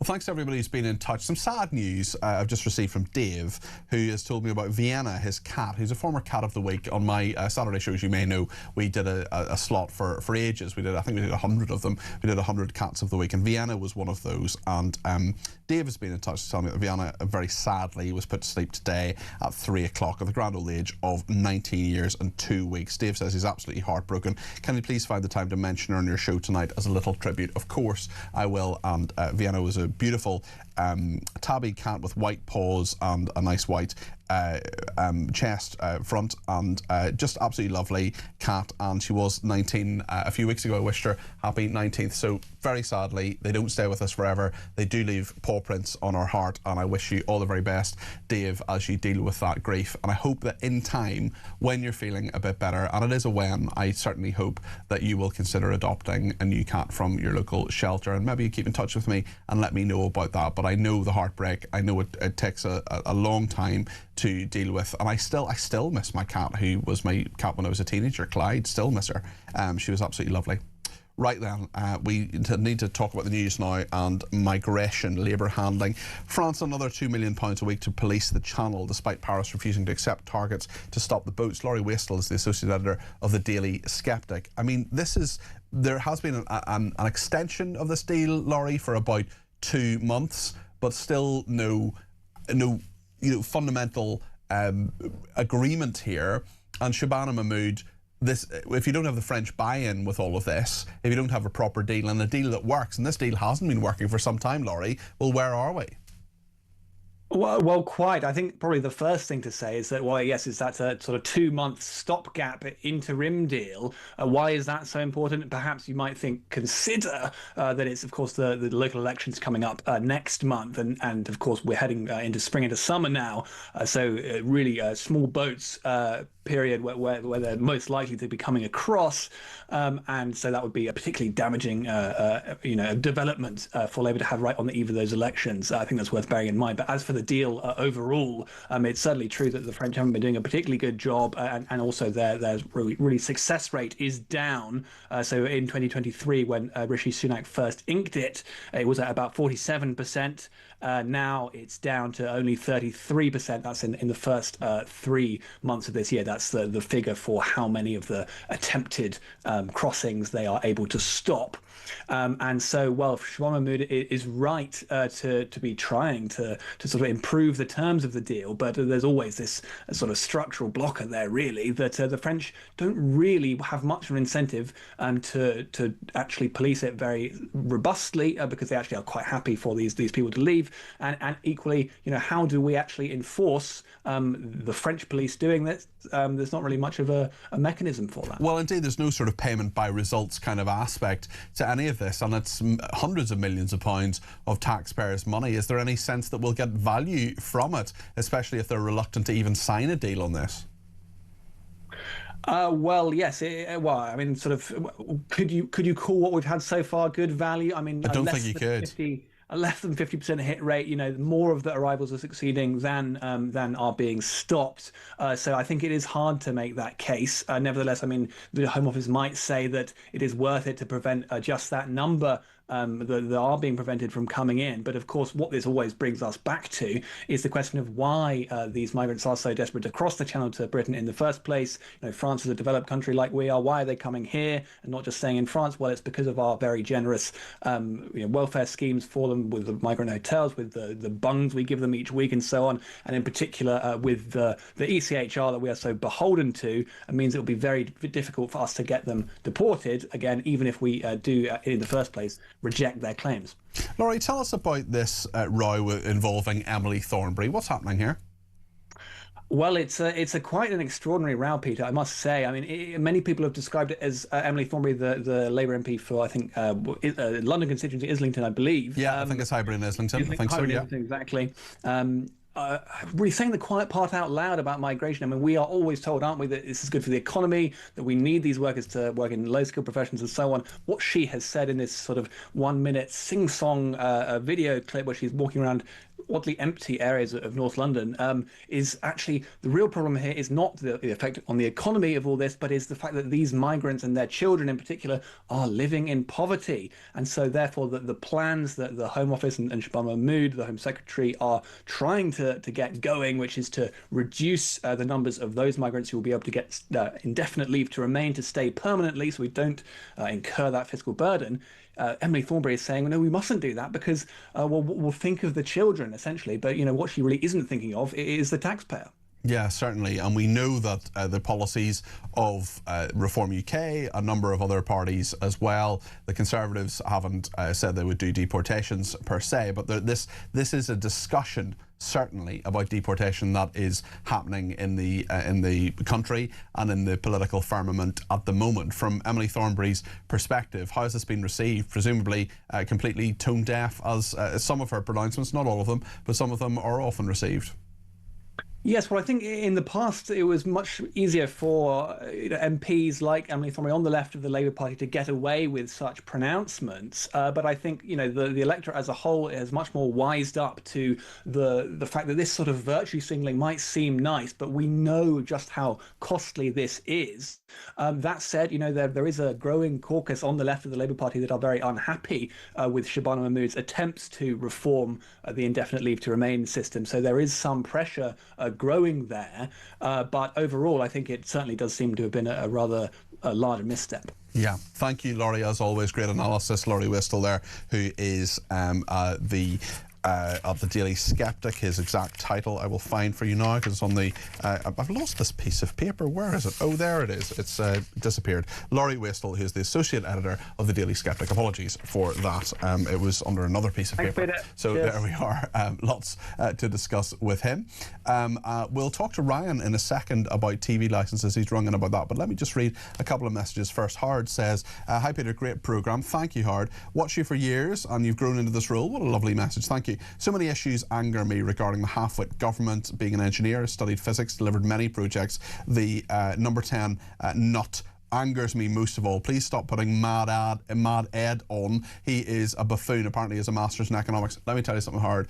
I was very, very privileged to go to Oxford University, and there were some people there. They may have been very, very, very, very good at geography or physics or something like that, but they weren't great at tying their shoelaces and, you know, basic human interaction. There are loads of people I got on with very well, but smart and university degrees and letters after your name doesn't necessarily mean that you have any common sense. Hard, I think we are as one on that, so thank you for your lovely message. Paul in Swindon says, great show. I thought I'd send a picture of the queue for fuel at Sainsbury's in Swindon at about 10 to 6 this evening. I can't actually see the picture, Paul, but certainly if you are in Swindon, presumably you'll have been travelling around the magic roundabout, which was a very, very strange piece of engineering. Thank you to Andy, who says, fantastic show, love listening to the New Evening Exchange. I'm pulling my hair out. I believe I haven't got a lot left. I distinctly remember multiple legal challenges trying to stop the democratic Brexit process from moving forward at the time, so I'm left wondering if there will be any legal challenges against Starmer for taking us back into the EU against the will of the people. Fingers crossed. Keep up the great work. Andy, thanks for that. I appreciate that. On licence fee, 46 million licence fee warning letters apparently. It's ramped up enforcement after losing as much as $1 billion to fee evasion and cancellations. Ryan has some thoughts on this and is with me now. 0344 499 1000 is the number Ryan in London has rung. You're very welcome to the programme, Ryan. What would you like to say about licence fees? Hello, Peter. Good evening. Hi there, good evening. Yeah, basically, I don't understand why the BBC simply don't have a systems like Netflix where they send out a letter, you pay your licence fee, you get some sort of code or registration, you turn on your TV and you link your code with your BBC programmes. Simple as that. If you don't pay the fee, you don't get to watch the BBC. It's the same as with Netflix, it's the same as with a lot of other streaming channels on the TV at the moment. Why don't they simply do that? Because otherwise what they're doing is, in a sense, is they're bullying people into paying for something they potentially might not ever use. Like, for example, I never, ever, ever watch BBC. I will watch Amazon, I'll watch Netflix, I'll watch various other streaming channels on the TV. Do you never listen to BBC Radio? Never interact with the BBC at all? No, I listen to talk radio. I don't have any interaction with BBC whatsoever. Okay. So you think there should be, presumably, you think for people like you, there should be an opt-out for all of this, and you shouldn't have to pay for services you don't use?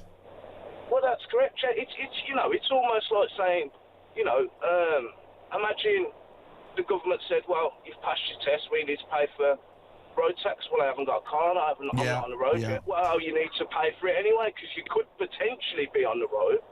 Well, do you have a TV licence, Ryan? Then I'll pay. I'm not sure you need one, Ryan. If you're not accessing BBC services, do you have a TV licence? I don't, but it's funny. The reason why I called is because you mentioned about the letters. Have you got letters? Have they sent them to you? And literally today, as you mentioned that, this morning, before I went to work, lo and behold, there's a letter from TV licence people. Interesting. And I didn't get a chance to open it because I just kind of thought, I'll deal with that later. Yeah. Left for work, and I looked at the licence letter at the back, and I thought, why have they sent this? Because I've gone through the whole procedure of, tick boxes of, I do not watch this, I do not watch that, I'm not interested in this. And at the end of it, it said, okay, no problem, that's that. And I thought I wouldn't hear from them again, but I'm assuming it will be something which they will keep pushing and pushing. And well, it's just such a waste of everybody's time as well, isn't it, Ryan? Because they're wasting their time attempting to get you to pay for a licence for things you don't use. Exactly. exactly. And I think how much that must have cost again. Yeah. You know, Well, add it all up. I mean, you've got 46 million letters. That's a heck of a lot in postage, and that's a heck of a lot of license fees of people who do use the BBC that are going into that enforcement.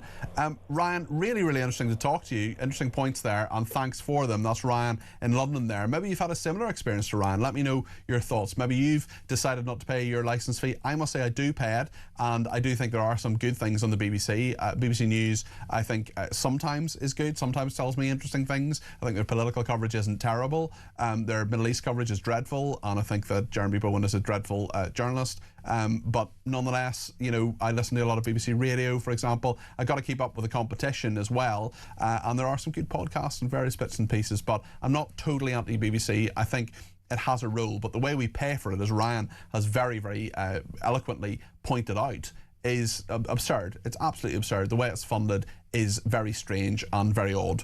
Lots to discuss on that, as well as the Scott Mills debacle with the former BBC presenter Alex Dyke, who'll be with us in just a second. And let's make sure we get you on the air as well between now and 10. 0344 499 1000. Stay with us.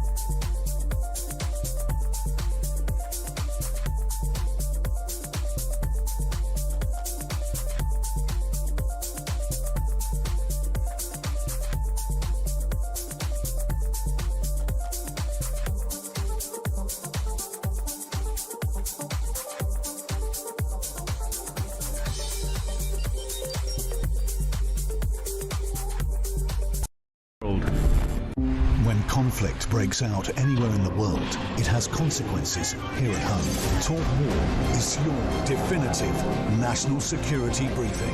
From the conflict in Ukraine to the tensions in Gaza and the latest escalation with Iran, this is where you'll find comprehensive comment and expert analysis with multiple updates throughout the day. The Talk War podcast from Talk, available on the Talk app or wherever you get your podcasts.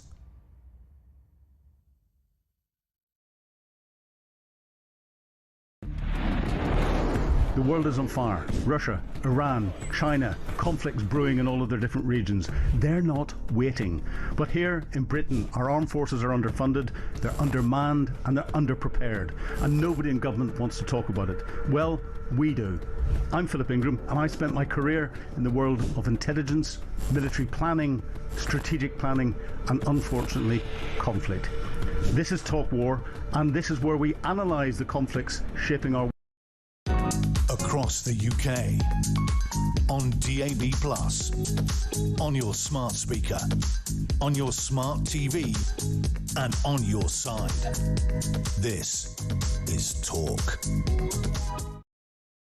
Jason's been in touch and says, I totally agree with you about university graduates and the well-educated. We have a saying up here in the Lake District that you can't pull your socks up if you haven't got any on. A male graduate can't understand why he's only got one brother, but his sister has two. I also like the one that people sometimes say about arts graduates, what they say after graduation, which is, do you want fries with that? There's absolutely nothing wrong with working at McDonald's, by the way, or any other place, especially if you have nice chips, wonderful stuff, but the value of an arts degree is perhaps not wonderful. Although when people ask me to do technical things, I had a relative who once tried to ask me to fix her fix your TV. She says, you're on the TV, you can fix my TV. I thought, you know, I'm an arts graduate, get me out of here, basically. Let's talk about the BBC, actually. Alex Dyke is a former BBC presenter and is with me now. Alex, these revelations and now a statement from Scott Mills, the Radio 2 presenter, put things in a different, slightly different light. We have more and more information. What do you make of the scandal? Well, I think it's a great shame. And what I'd like to start off by saying, Peter, is the BBC could have made one of their horrendous mistakes. I mean, I don't know what's gone on. None of us do know at the moment. But they made a dreadful mistake with Paul Campuccini a few years ago. Yes. They also did that by filming Cliff Richard's house in Berkshire. Well, that's a really, sorry to interrupt you, Alex, but that's a really, really interesting point, because Cliff Richard was accused of similar things to what Scott Mills was accused of, and the BBC did the full, you know, helicopter, newscopter thing where they did Cliff Richard's house being raided. He wasn't there at the time. Yet with Scott Mills, they apparently knew allegations at least had been made a number of years ago, and they kept him on staff. So why the double standard, some people will argue? Well, absolutely, Peter. I was going to go on to say another huge gaffe the BBC made was with a national treasure, Tony Blackburn, who was completely innocent of everything that the BBC had at that time accused him of. They sacked him and then reinstated him. And I wonder whether there's a possibility that could happen with Scott Mills. Two things, Peter. Either something big has gone down and the BBC have got rid of him because they have to, or they've panicked. Maybe it's to do with Tim Davie, the DG, is leaving very, very soon, and they wanted to make sure that the new broom didn't have to sweep clean. It was already swept for him, and the BBC was a blank canvas. Or the BBC think they know something else. I'm not so sure it's that. I've just got a feeling, I'm not a betting man, but if I had to stake something on it, that they've cocked this up. Yeah, and it's interesting, actually. You talk about the timing, you talk about the information that's out there. I mean, I don't want to know anybody's identities. If anybody is, you know, I don't want to out anybody or to be put something in the public domain that people aren't happy with. But clearly, the BBC, by doing this, their piecemeal thing where people are asking really, really basic questions. Did you know, for example, in 2017 that this was a thing? They said that they now say they did, and they're looking back to say who knew what when. They didn't have their ducks in a row. And if you're going to get rid of a big fish like Scott Mills, you've got to have those answers ready. I mean, I worked in government for a while, and before you put a policy out, you do a thing called a hostile Q&A. What are the most hostile questions that journalists are going to ask you? What are the really, really tough questions that they're going to say? Why has this happened? Who knew what when? You've got to have your ducks in a row. That's how you do communications in these situations, and they just haven't done that, Alex. They never seem to call it right to the BBC, do they? They are kind of a bit damned if they do, damned if they don't. They suspended Hugh Edwards, and we were all calling for him to be fired, but the BBC kept him suspended because of the delicate nature of his mental health. And then he got a bonus at the end of it, and we were all quite rightly outraged, Peter. But Scott Mills is on record for being delicate as far as his mental health is concerned. How do we think he is feeling this morning when he wakes up? He's got the biggest radio gig in Britain, or he had the biggest radio gig in Britain, and now his life is in pieces. Now, maybe he deserves that, but I've got a feeling this is more to do with another calamity at the BBC and the way they've handled it. What do you make as well about the fact that 46 million people have got licence fee warning letters? These are households in the last financial year, 2024 to 2025. The BBC also losing more than £1 billion through licence fee evasion and cancellation as well. Many thousands of people cancelling their BBC licences because they know, like Ryan, who we spoke to a few minutes ago, that they can watch many and listen to many, many other things. Well, it's quite a complicated situation, the BBC licence fee. They haven't ever made it user-friendly, and about 30 to 35,000 people a year, Peter, are still fined for not having licences. So that's quite a big number. Now, those fines are dwindling, and obviously a lot more people are just not bothering to pay it now. And the reason they're not bothering to pay it, I believe, is they've fallen out of love with the BBC. When you and I were growing up, Peter, we had quite a lot of respect for the BBC, and we wanted to see the BBC work because it made the programmes that we love. But it is complicated because if you watch iPlayer, apparently you don't need a licence fee. If you watch iPlayer live, you need the licence fee. YouTube as well. You and I could not bother with a licence fee, and we can watch YouTube, but if we watch YouTube live, we need a licence fee. Why would we have to pay the BBC for watching a live stream of YouTube? It's crazy. It is crazy, and Neil's been in touch on that exact point. He says, although no fan of the BBC, as I understand it, you need a TV licence to view any live broadcast. Without one, you shouldn't be watching talkTV, for example. The BBC just happens to be funded through the licence fee, and that is correct, which is absurd because for example, I mean, this is getting a bit technical, but you know, Alex, I'm sure, about linear TV versus digital TV versus watching things through apps. I mean, people who are watching something, for example, on a train or in a car, obviously passengers in the car who are watching something on their phone, if they're watching you and me right now through their phone sitting in the back of a car with someone else driving, well, they don't need a TV licence. But were they to bring that phone into a house, well, that house would need a TV licence because they're watching live output. It does seem utterly absurd. Yeah, because the law was made such a long time ago that everything has changed, and once again the BBC haven't kept up with a changing society. Yeah. What the BBC need to do, by the way, Peter, I did a quick Google, 46 million letters. If the BBC put second-class stamps on those letters, and I know that they would have done a huge deal for a discount, but if they had, that would have cost the BBC 41 million pounds. Absolutely crazy. Let's just say it was 30 million pounds to send those letters out. They're not going to get that back in licence fees because people are not going to bother. What the BBC need to do, Peter, is they need to get people to love them again, to want to pay their money, to think they're getting great value, and they're not doing it because they're not reading the room. Wise words. Thank you, Alex Stagg there, former BBC presenter. And Sue's been in touch and says, I'm in my 80s. I haven't watched the BBC for 9 years. There's absolutely nothing I like about it, but still have to pay the protection money so I can watch live on other channels like Talk. They're just as bad as the mafia, says Sue, presumably referring to the BBC rather than us here at Talk. But hopefully in the next hour we can make Sue an offer she can't refuse, which is to talk about Iran, to talk about the BBC, to talk about Ed Miliband. Lots of people want to get on calls as well. If you want to add yourself to that list, please give me a ring. Use the break to lift the phone and make the call. 0344 499 1000. We're going to be talking to Simon Diggins about what on earth is going on with Trump in just a second. We'll talk about the King's US visit as well, and Kanye West as well. He is to headline a festival in London. Should the Nazi be allowed to come? He's expressed support for Nazis previously. He said he is a Nazi. He's apologised for it twice. Should he be allowed to come? This is a big controversy, and of course many Jewish people celebrating Passover this evening will want to have an opinion on it. 0344 499 1000 is the number to call. Whatever your view on any of the stories we're talking about this evening, let's talk to you right up until 10 o'clock here on Talk.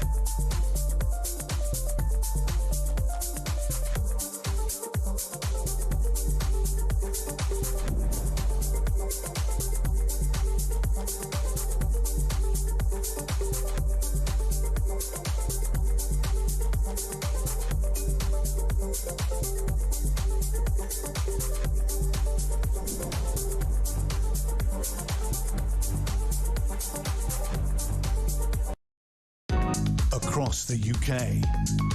On DAB+, on your smart speaker, on your smart TV, and on your side. This is Talk.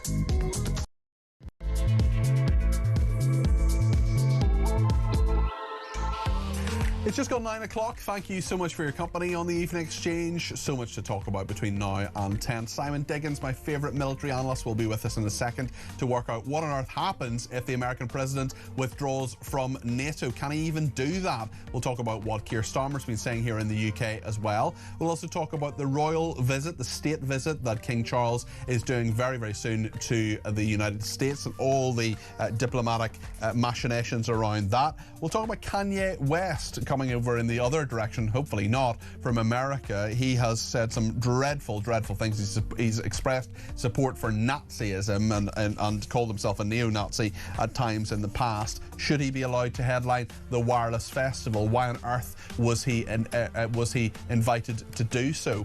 We'll talk about all those topics and anything else you want to talk about as well. I know that there are callers who want to talk about the BBC. Ed Miliband is something that people are sending us messages about. Loads of opportunity to do that as well between now and 10. We always make sure we have time for calls, so 0344 499 1000 is the number to call to get your voice on the air. You can use that as well to send me a voice note, less than a minute please. We can play some of those out between now and 10. You can also use that number to send me a WhatsApp text message as well. You can text me traditional text messages 87222 with the word talk in your text. You can tweet me at talkTV, and you can follow me as well at Peter Cardwell. Thanks for everybody who sent tweets in as well. On voice notes, we're going to hear one from John in a second on Ed Miliband, but just a reminder to get in touch between now and 10 o'clock on the main number 0344 499 1000.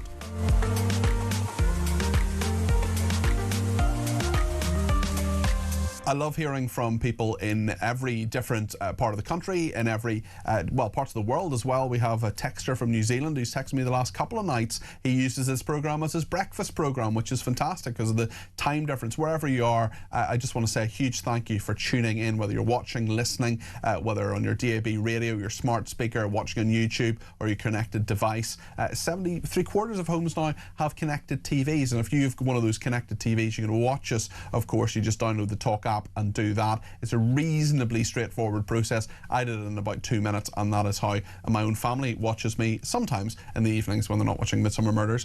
John has been in touch on Ed Miliband. This is what John thinks. Peter, I'm currently on holiday in Lanzarote, and the hotel I'm staying in is 15 stories high, so I'm pretty much looking over the part of the island where I'm staying. And on the adjacent houses, not one solar panel do I see on the roofs, and this is a place that is saturated by sunshine. And for this idiot Miliband to think he can bring this stuff into Britain and he wants it done pretty much tomorrow just baffles me. It really does. If Lanzarote has a shortage of solar powers with the sun, what chance does Britain have? Absolutely ridiculous. John, thanks for that message. Really appreciate that. Wouldn't it be lovely to be saturated by sunshine? Not a lot of it around out the window I'm looking out of in London here anyway. Maybe other parts of the UK have been as lucky as John. Lots to discuss on the war as well. It's the 33rd day of the Iran war, and Marco Rubio, who is the chief diplomat, the foreign minister of the United States, their Secretary of State they call it, he has said that Trump is going to re-examine this relationship with NATO. This has been backed up by what Trump has said himself. He's put messages on Truth Social today. We haven't heard very much from him in the last sort of 24, 48 hours or so, but this is what Rubio has been saying to Fox News.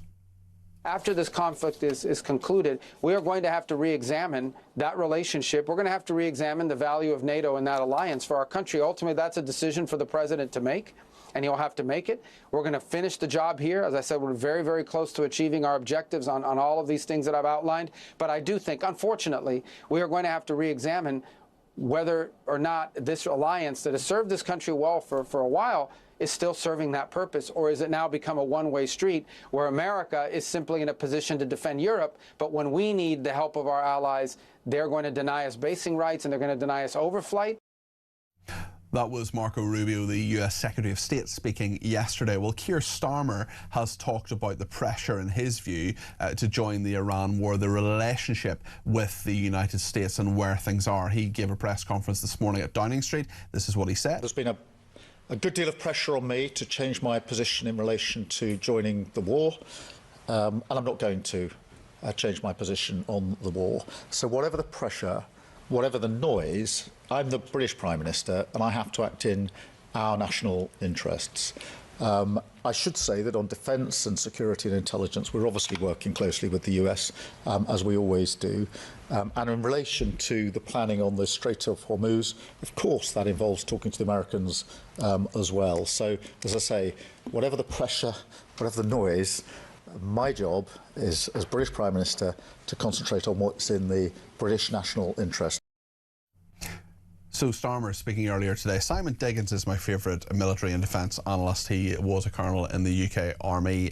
Simon, it's great to have you on the programme. Where are we with all of this? And do you seriously think that Trump, he's mentioned this a number of times now, how serious do you think he is about withdrawing from NATO? Because as you and others have taught me, NATO is kind of lots of America with a few other people kind of attached to it. Peter, good evening to you. This is a very serious problem if Marco Rubio and President Trump's noise at the moment, to just borrow a term from the Prime Minister, actually translates into action. Yeah. NATO for us is a sort of fundamental underpinning of our defence. The truth, of course, is that we probably, and this is where I think there is some force in what the Americans have been saying, we have probably over-relied on American abilities and American capabilities and not put enough into ourselves. And I have every sympathy for Americans who point to, for example, the continual amount of money which they put into their defence expenditure and the relatively small amount that we have been putting in, starting to improve now. But let's not forget that in 2016, we were spending less than 1.6% of our GDP on defence, which is clearly not good enough, given the change in the threats. So there is an issue with what Europeans are doing, but particularly what Britain's been doing. And I noticed that Britain, again, had been singled out by Pete Hegseth for a particular rather bold comment. He talked about the big bad Royal Navy. I think if only it was. And I'm sure the Royal Navy themselves would be delighted if they really were still the big bad Royal Navy. And there's also a strong point, which is look at what Prime Minister Starmer talks about our national interests. It used to be a clear understanding that our national interest was tied up with freedom of navigation, making sure that things like the Straits of Hormuz were clear for commercial shipping. So we've lost a sense of our own national interest in that sense, a kind of broader sense, and we've also allowed our forces to be so depleted that they can't necessarily contribute very much either. So there is two positions here, but NATO is still regarded as a fundamental part of our defence. And if America did follow through on its threats and their current threats from there, then we'd have some very hard things to do indeed, trying to replicate. And it might take I've seen some figures say it might take 10 years of pretty consistently higher expenditure for us to be able to replicate. Well, that's a question in itself. I mean, it's a big hypothetical, but could it actually be replicated, especially where the First Sea Lord, General Sir Gwyn Jenkins, says that the Navy is not ready for war? Yeah, I don't, and I very simply what General Sir Gwyn has said as well. He's talking about the Navy now. But for us to be ready, even for war under limited circumstances, is probably going to take us 5 years. If we then had to go forward and actually replicate all the assets that the Americans have got, particularly some of the strategic assets they've got, then we're talking a minimum of a further 10 years, unless there's a significant, and will still need to be a significant uplift in defence expenditure. Well, as you say, a huge amount of money would need to be put into this, and the public's appetite for that, especially when there may well be a totally different American president, totally different way of thinking. J.D. Vance or a MAGA person may not be the next president. We don't know, of course. A lot of people disagreeing with Trump in the US at the moment. It'll be fascinating to see the midterms. We could be in a whole different paradigm when it comes to defence after that, and actually the reliance on America could be in a very, very different state. The mechanism too, I understand, within the Senate is that the Senate approval is needed for this. So how strong and how realistic a threat it is a whole other issue too. No, it may be part of President Trump's rather bold negotiating tactics, which he's used before. He does use rhetoric, he does use exaggeration, hyperbole, if you like, in order to try and produce results. But even the process of him saying we are now going to go through the process of uncoupling ourselves from NATO would have a profound strategic effect, not least in terms of the response of people like President Putin. And what would they think about that? Effectively, they're saying we are not going to commit to the defence of these European countries who won't support us when we're doing what we think we need to do. So even the process itself, even it has to go to the Senate, would still be a pretty disastrous place for us to get ourselves into. How could it be ameliorated, do you think? I mean, Starmer doesn't want to take part in this military action. That's fine. It may be over in 2 or 3 weeks' time if Trump is to be believed. Is there a way back, do you think, militarily, when it comes to that aspect of the special relationship when it comes to America in the present circumstances? There is, but again, it requires commitment, genuine commitment, a genuine resource being put in place by our own government. I mean, if we can demonstrate to the Americans that we're now serious about our defence and that we're not going to be relying on, if you like, the goodwill of the Idaho farmer and his son who are going to fight in European wars, then I think the American mood music in America will start to change. We can be seen then to be, if you like, good allies rather than just dependent auxiliaries, which is where we are basically at the moment, certainly in their views. So there is a way back for us to do that. And if we then showed commitment, for example, in terms of if we do decide to take on the role of keeping the Straits of Hormuz open, and it will be difficult, but if we take that on seriously and actually produce the effect that they're required, again, the Americans may be willing to say, actually, they've genuinely changed, and we're prepared to be good allies with them for the future. Now, there'll still always be sort of alarms and excursions. There'll still be things where we disagree. That's normal, that's standard amongst an alliance like ourselves. But the accusation at the moment is not only we didn't support America when America wants to go do something that it wants to do, but much more long-term, much more structurally, we've basically just been sitting back on our haunches and letting America get on and do the hard work and spending the money. So there are two things going on here. And the accusation that we have not been pulling our weight is not a new one.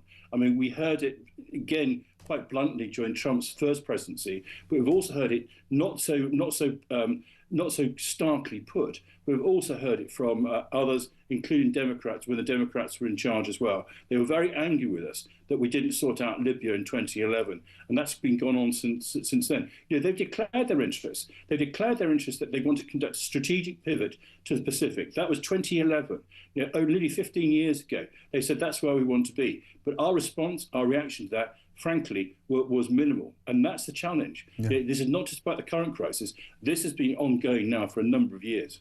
Wise words. Thank you. Really interesting to talk to you, as always. Colonel Simon Diggins there, military and defence analyst. Let's speak to Steve in Swansea. He's given me a ring on 0344 499 1000. Steve, what are your thoughts on this? You're very welcome to the programme. Hi, Peter. Thanks. Great programme. Thank you. I was thinking, with Marco Rubio, I'd be more worried about that comment because from what I can see, he's surging in the polls in America, coming up to J.D. Vance on the Republican ticket.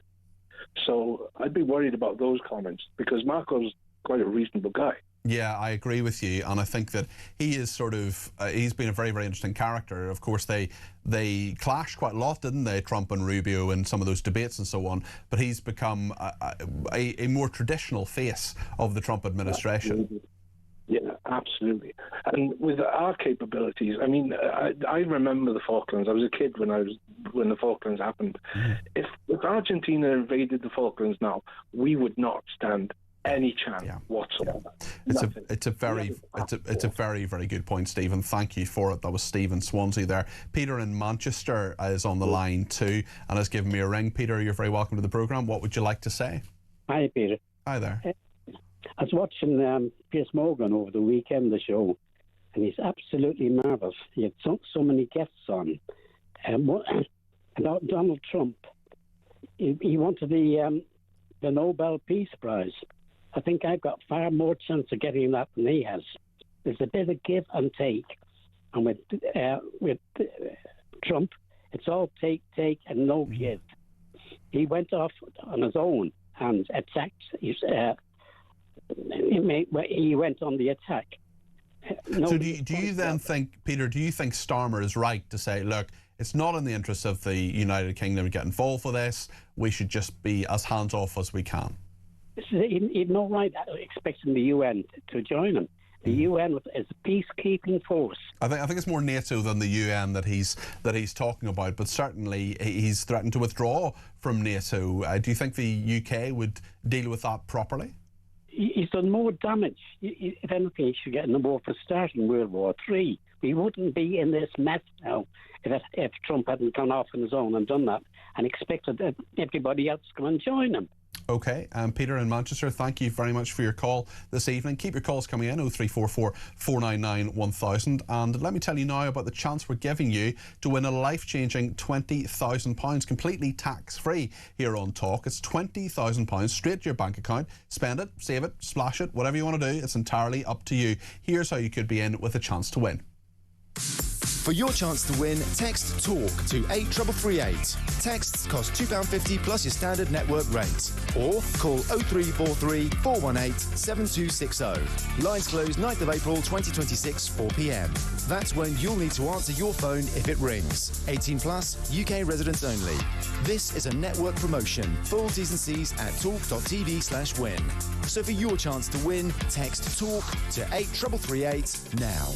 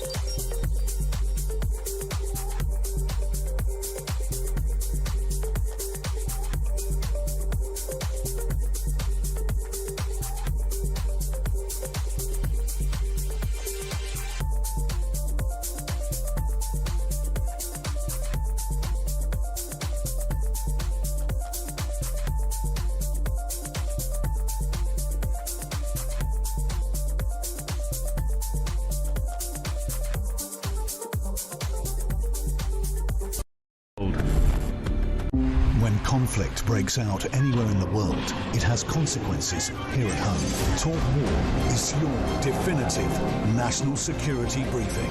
From the conflict in Ukraine to the tensions in Gaza and the latest escalation with Iran, this is where you'll find comprehensive comment and expert analysis with multiple updates throughout the day. The Talk War podcast from Talk, available on the Talk app or wherever you get your podcasts.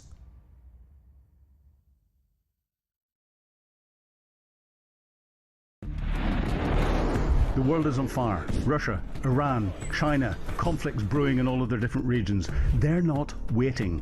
But here in Britain, our armed forces are underfunded, they're undermanned, and they're underprepared. And nobody in government wants to talk about it. Well, we do. I'm Philip Ingram, and I spent my career in the world of intelligence, military planning, strategic planning, and unfortunately, conflict. This is Talk War, and this is where we analyse the conflicts shaping our world. Across the UK, on on DAB+, on your smart speaker, on your smart TV, and on your side. This is Talk. Thank you to everybody who has been in touch with the programme, including Angie, who sent a very short message, just 6 words, well, 6 and a bit. Says, "Hi Cardi P, great show as usual."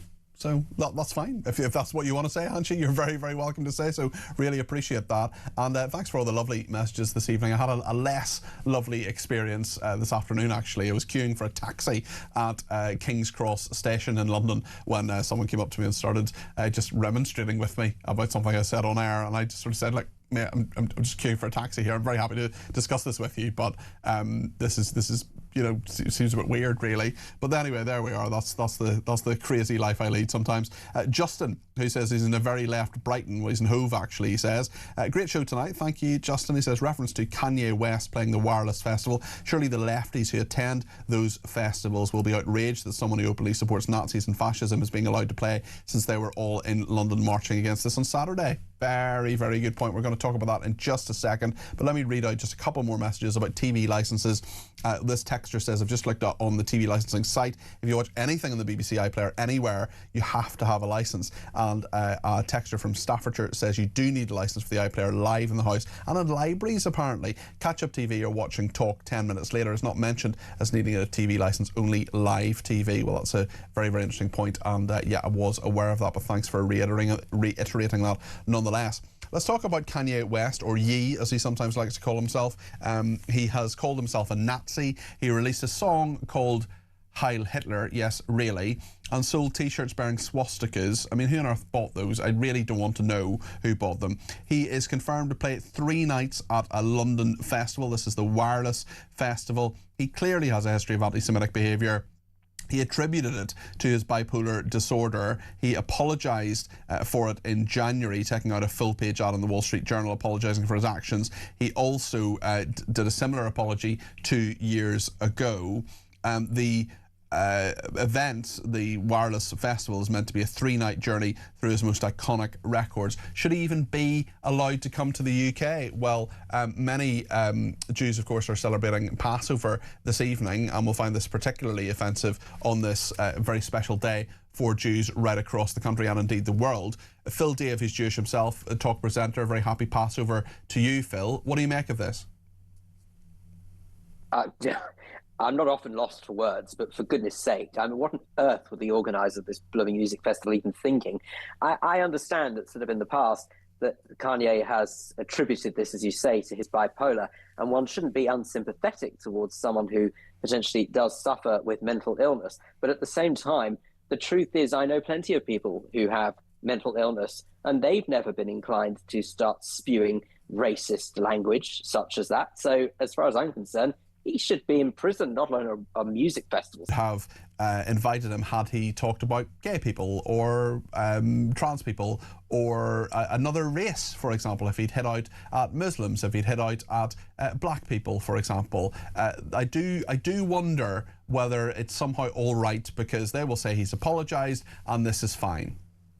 Yeah, you've got the nail on the head there as far as I'm concerned. It is because it is racist towards Jewish people, and therefore it doesn't matter. I have always said, as you mentioned just now, that anti-Semitism is racism, and because we treat it as separate, that is one of the main reasons, I believe, why it's never taken as seriously. I think that the world has come to realise that the term racism is a bad thing, right? Not to state the obvious. But the truth is that for as long as we treat something like anti-Jewish rhetoric as anti-Semitism, not racism, what that is teaching people is it's sort of like on another level. It's not as important. And therefore, this is, I think, one of the reasons why we have such problems with it. But you're absolutely right. You know, obviously, in the absence of anyone from Wireless Festival being here to answer that question for themselves, I would be very, very surprised if Kanye West had come out against any other minority, whether we would be even having any sort of discussion about him playing wireless. I suspect not. There were some media organisations who reported this story who contacted the Wireless Festival about this. They didn't comment, but if they do comment in the next day or two, of course, we'll bring it to you. In a press release, they said West's UK comeback will be an extraordinary chapter in Wireless's story, the Wireless Festival, that is. He is the only act to have been announced for the festival so far, which takes place between the 10th and 12th of July. His apology, his most recent apology, was on the 26th of January, was titled "To Those I've Hurt." He said his bipolar disorder meant he'd lost touch with reality, prompting him to gravitate towards the most destructive symbol I could find, the swastika. I mean, do you believe his apologies now that he has put them out twice? Well, as I say, I mean, we can't dismiss someone apologising, because obviously an apology is an apology. If you accept it, fine. If you don't, you don't. But he has, for all intents and purposes, apologised.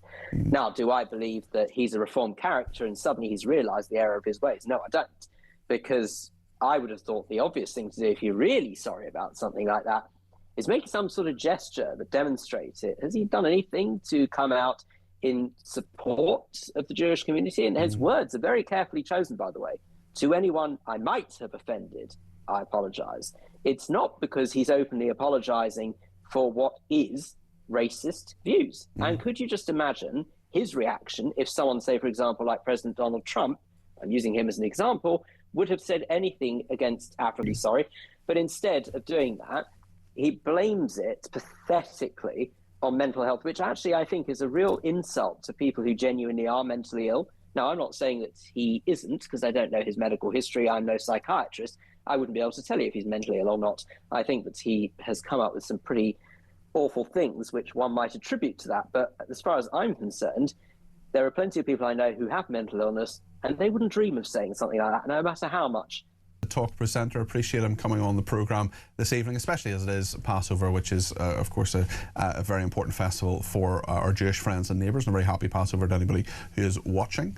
I was sent some absolutely beautiful images of some of the food that a Jewish friend was preparing this evening, and she very kindly said she would have invited me had I not been presenting this evening, and I have certainly, I do love some of the food that's there. There's a lovely restaurant in London called Reuben's, which does saltby sandwiches. Honestly, you cannot argue with those saltby sandwiches. And when I was in Israel in September, the food just absolutely fantastic.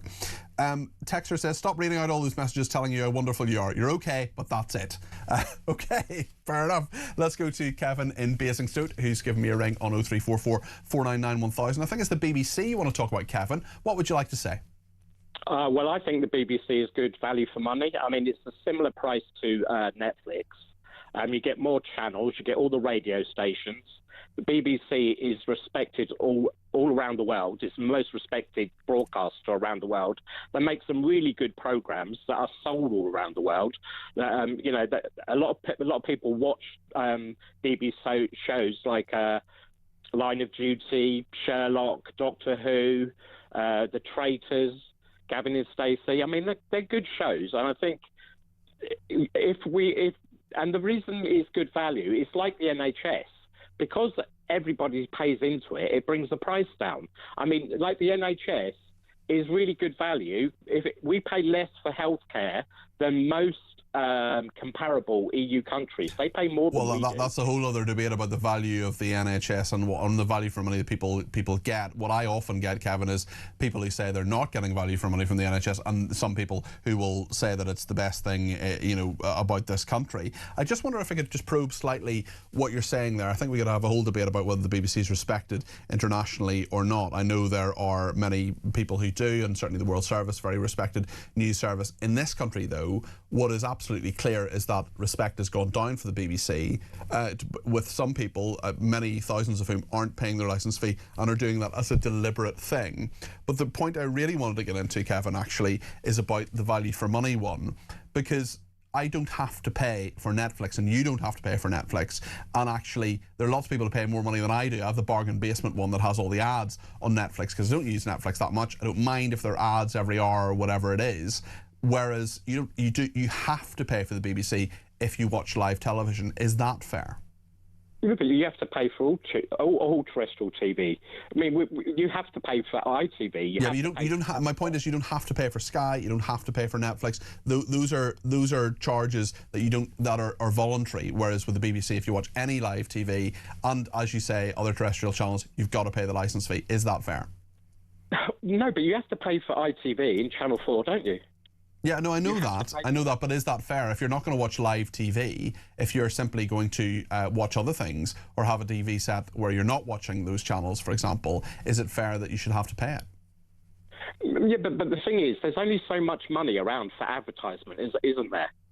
If the BBC went to sort of like you paid like you do for Netflix, or there was commercials on there, the quality of TV would drop. Because there's only so much money that advertisers will But that, Kevin, presupposes that the BBC does everything it's currently doing. And I would argue that a smaller, leaner BBC and a BBC where you could say, for example, if you like The Traitors or The Apprentice, Apprentice is a show I watch, for example, you can pay £1.99 in the way that you do through Amazon, for example, to watch one episode of that. So you don't have to pay for things that you don't necessarily watch, or that money goes to parts of the BBC where you don't necessarily watch them, but they're good public service things like children's shows, for example, that often aren't done elsewhere. No, but what it is, there's a lot of people that would like to see the back of the BBC because it is competition for one thing, and it's not like newspapers, they're very biased. The BBC is, I would say it's right-wing bias. And somebody on the left would... do you believe the BBC is biased towards the right wing? Pardon? Do you believe, in your opinion, Kevin, that the BBC is biased towards the right wing? Well, yeah, I do, because I mean, look how many times Nigel Farage is on Question Time. He's the leader. He's the leader of the most popular political party in this country. No, he was on there even when he was in the Brexit Party. I mean, they won the referendum, and they did very, very well in the European elections of 2019, for example. Are you? Yeah, but like I said, I would say it's more right wing. I'm not sure I agree with that. I'm not sure there's a lot of our viewers and listeners who would agree with you on that. It's more left wing, but it's I still think it's good quality. I think if it was gone, we would miss it. But what I'm saying is that people are always attacking the BBC because that's the best way to get rid of something. That's what they're doing with the NHS. Well, I'm going to tell you right now, Kevin, that I don't want to get rid of the NHS. I'm a massive socialist when it comes to healthcare. I definitely don't want to get rid of the BBC, which is an organisation that I worked for and very happily worked for 2 out of the 3 years that I worked there. I was absolutely miserable for the final year, or for one of those years. But the point I would say, Kevin, is, I mean, are you saying that it shouldn't reform? I mean, I'm not saying we shouldn't have to pay for it in some way, but the fact that it's basically a mandatory charge is something that sticks in a lot of people's craw. Well, maybe there could be some reform, but as long as it doesn't, ruin it, because like I said, I think it's good quality. It's quite cheap. So yeah, I think. But you can tinker around with it. But I hate ITV and Channel 4 because I can't stand the commercials. Okay. Yet here you are watching this network, which has commercials as well. Well, yeah, but I don't watch you as much as I watch the BBC. Okay, fair enough. Well, you can watch us as much as you like, Kevin. You're always welcome in this station. So thanks for your call. I appreciate it. I appreciate the spirit of the debate as well, even though we disagree, because we disagree without being disagreeable. Kevin has just done that. Dee in Chesterfield says, thank you for your Passover greetings. It matters and is much appreciated. Shabbat Shalom, says Dee. Well, thank you for that.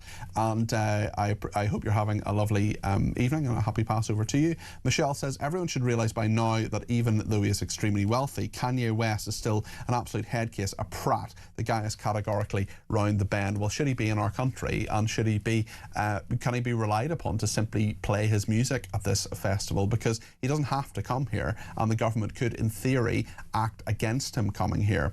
Speaking of going across the Atlantic, the King is going to America for the state visit. It's happening very, very soon. David Dimbleby, the veteran BBC broadcaster, newscaster has been talking to Newsnight, and he says it's an acute embarrassment that the visit is going ahead. What do you think about that? We'll speak to Rupert Bell in a second. 0344 499 1000. Stay with us.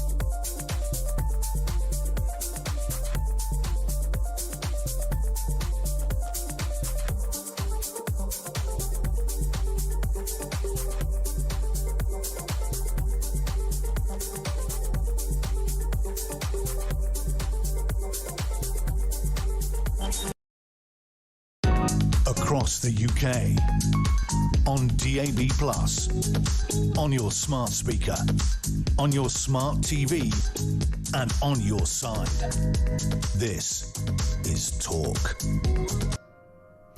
I want to talk now about the state visit, not Trump coming here. That's happened a couple of times, but the visit in the opposite direction. This is the King going to America. The veteran BBC presenter David Dimbleby has weighed in on this. He did a television series called What's the Monarchy For, which I actually featured in, believe it or not, which was on a few months ago. So let's just see what he has been telling the BBC. I think it's an acute embarrassment, to tell the truth. No, I don't think it's a good idea. And I was rather hoping that they might find a way of dodging the column by postponing the visit while what was going on in Iran was going on, and say this is not perhaps an appropriate moment to go. I mean, I pity the King. I mean, he's at the mercy of the government. If the government says go, he goes. Just like, remember, the Queen had to entertain Ceausescu, murderous dictator from Romania. That's their job, isn't exactly, it, David? That's their job. But I feel sorry for him going and, you know, sitting down to a state dinner with a man who has insulted the British troops in Afghanistan and said they weren't particularly important and weren't needed, who's insulted, I'm not talking about insulting the government, but insulted our Royal Navy, you know, goes out of his way to be rude about Britain and about NATO, and who's a narcissist and a bully. And the way to stand up to bullies is not to take it, but it seems that that's not the government's view. David Dimbleby there speaking to the Radio 4 programme PM. Let's speak now to our royal correspondent, Rupert Bell. Rupert, there's quite a lot in this, and there's quite a lot of political controversy over it, but it is going ahead. Yes, it is, and you've got to understand, David Dimbleby is not far off what many of us think, because the King has to do his government's bidding. Now, Keir Starmer, and let's remember, this is celebrating 250 years of American independence from Britain. So there is an element of symbolism. But at the heart of it, we do know that President Trump in the last few days is a sort of verbal loose cannon. So everybody is in his firing line. It doesn't matter who it is. And not just in the last few days, Rupert. Yeah, well, exactly. But obviously, when it comes to the armed forces, of which, of course, the royal family play a very significant part in honouring and being part colonel of regiments, Royal Navy, you name it. Remember, the King served in the Royal Navy with a degree of distinction, and other members have served in the armed forces. So it is a very difficult thing. But the problem is, at the ultimate heart of it, is he will be doing his government's bidding.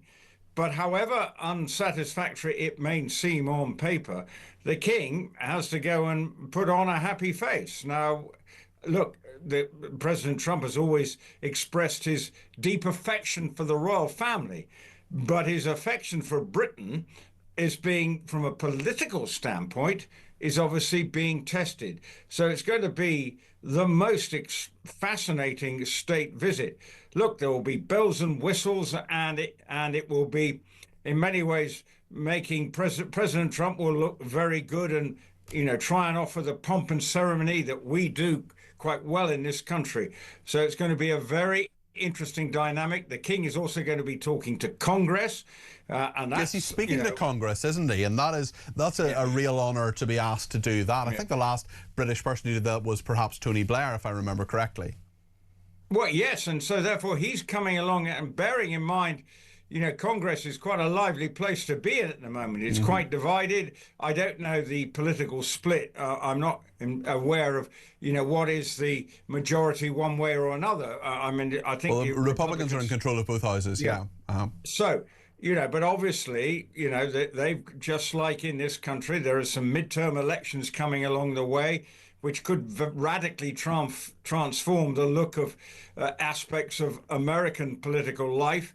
So it is an interesting time. But but there is a degree of sympathy. But how can the King turn round to his Prime Minister and saying, sorry, mate, to be colloquial here, I ain't going. Yeah. And that's not the way. And this is part of life as a royal. You've got to do what the government tells you, especially when you're the head of state. Yes, and will it? I'm sure.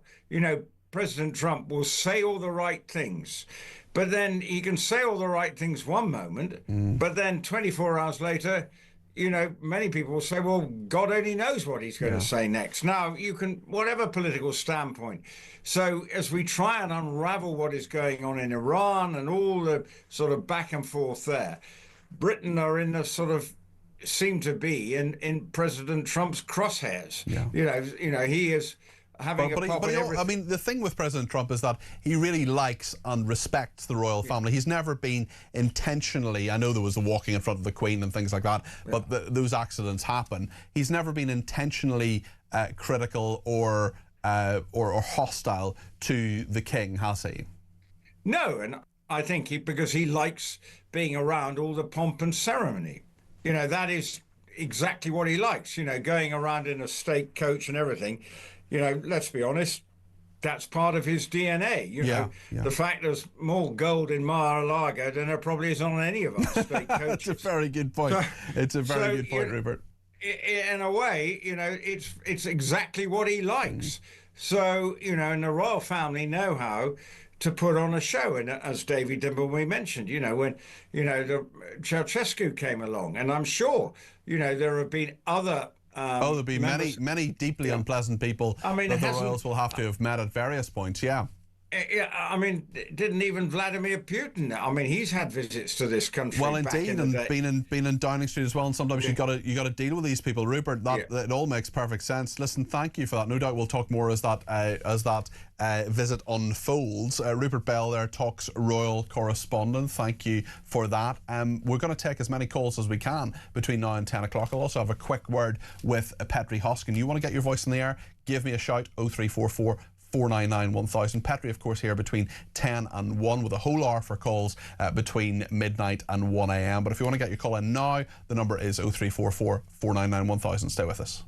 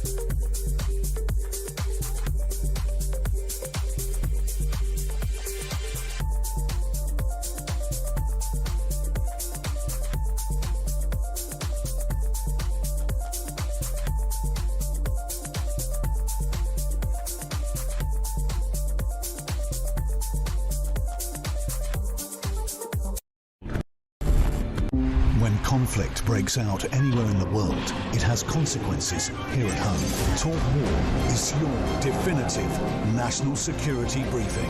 From the conflict in Ukraine to the tensions in Gaza and the latest escalation with Iran, this is where you'll find comprehensive comment and expert analysis with multiple updates throughout the day. The Talk War podcast from Talk, available on the Talk app or wherever you get your podcasts.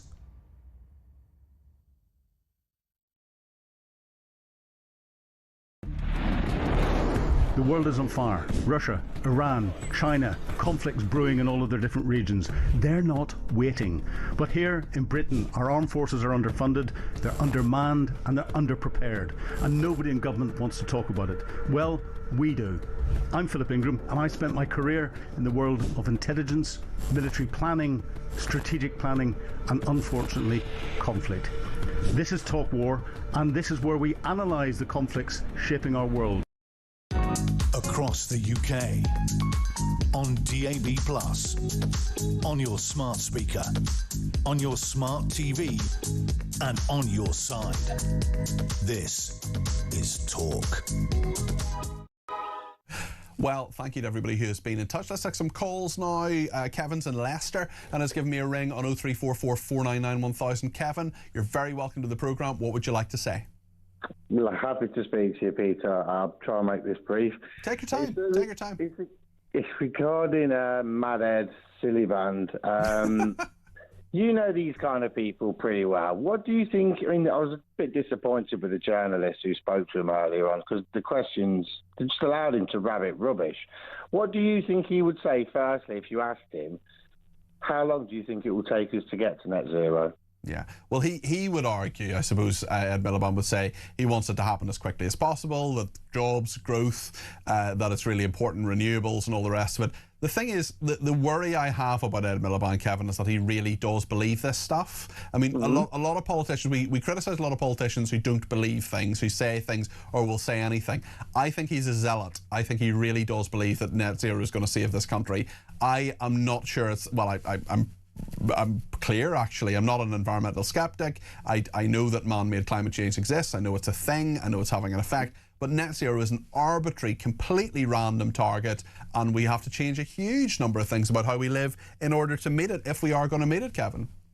Well, this is it. This is it. I agree with everything you've just said there, by the way. I'm not. But I'm going to sit on the fence. I'm trying to keep both sides happy here. So if he had a rough idea of as soon as possible, or even if he said 5 years, you could say the target is variable because we don't know what's going to happen in the world. So why not keep going with net zero, even though we don't think it's great? Keep going with it. Keep double down on net zero. Keep everyone on the left happy. Yeah. But at the same time, whilst we're trying to get to net zero, do you not think it would be a good idea to keep the right happy as well?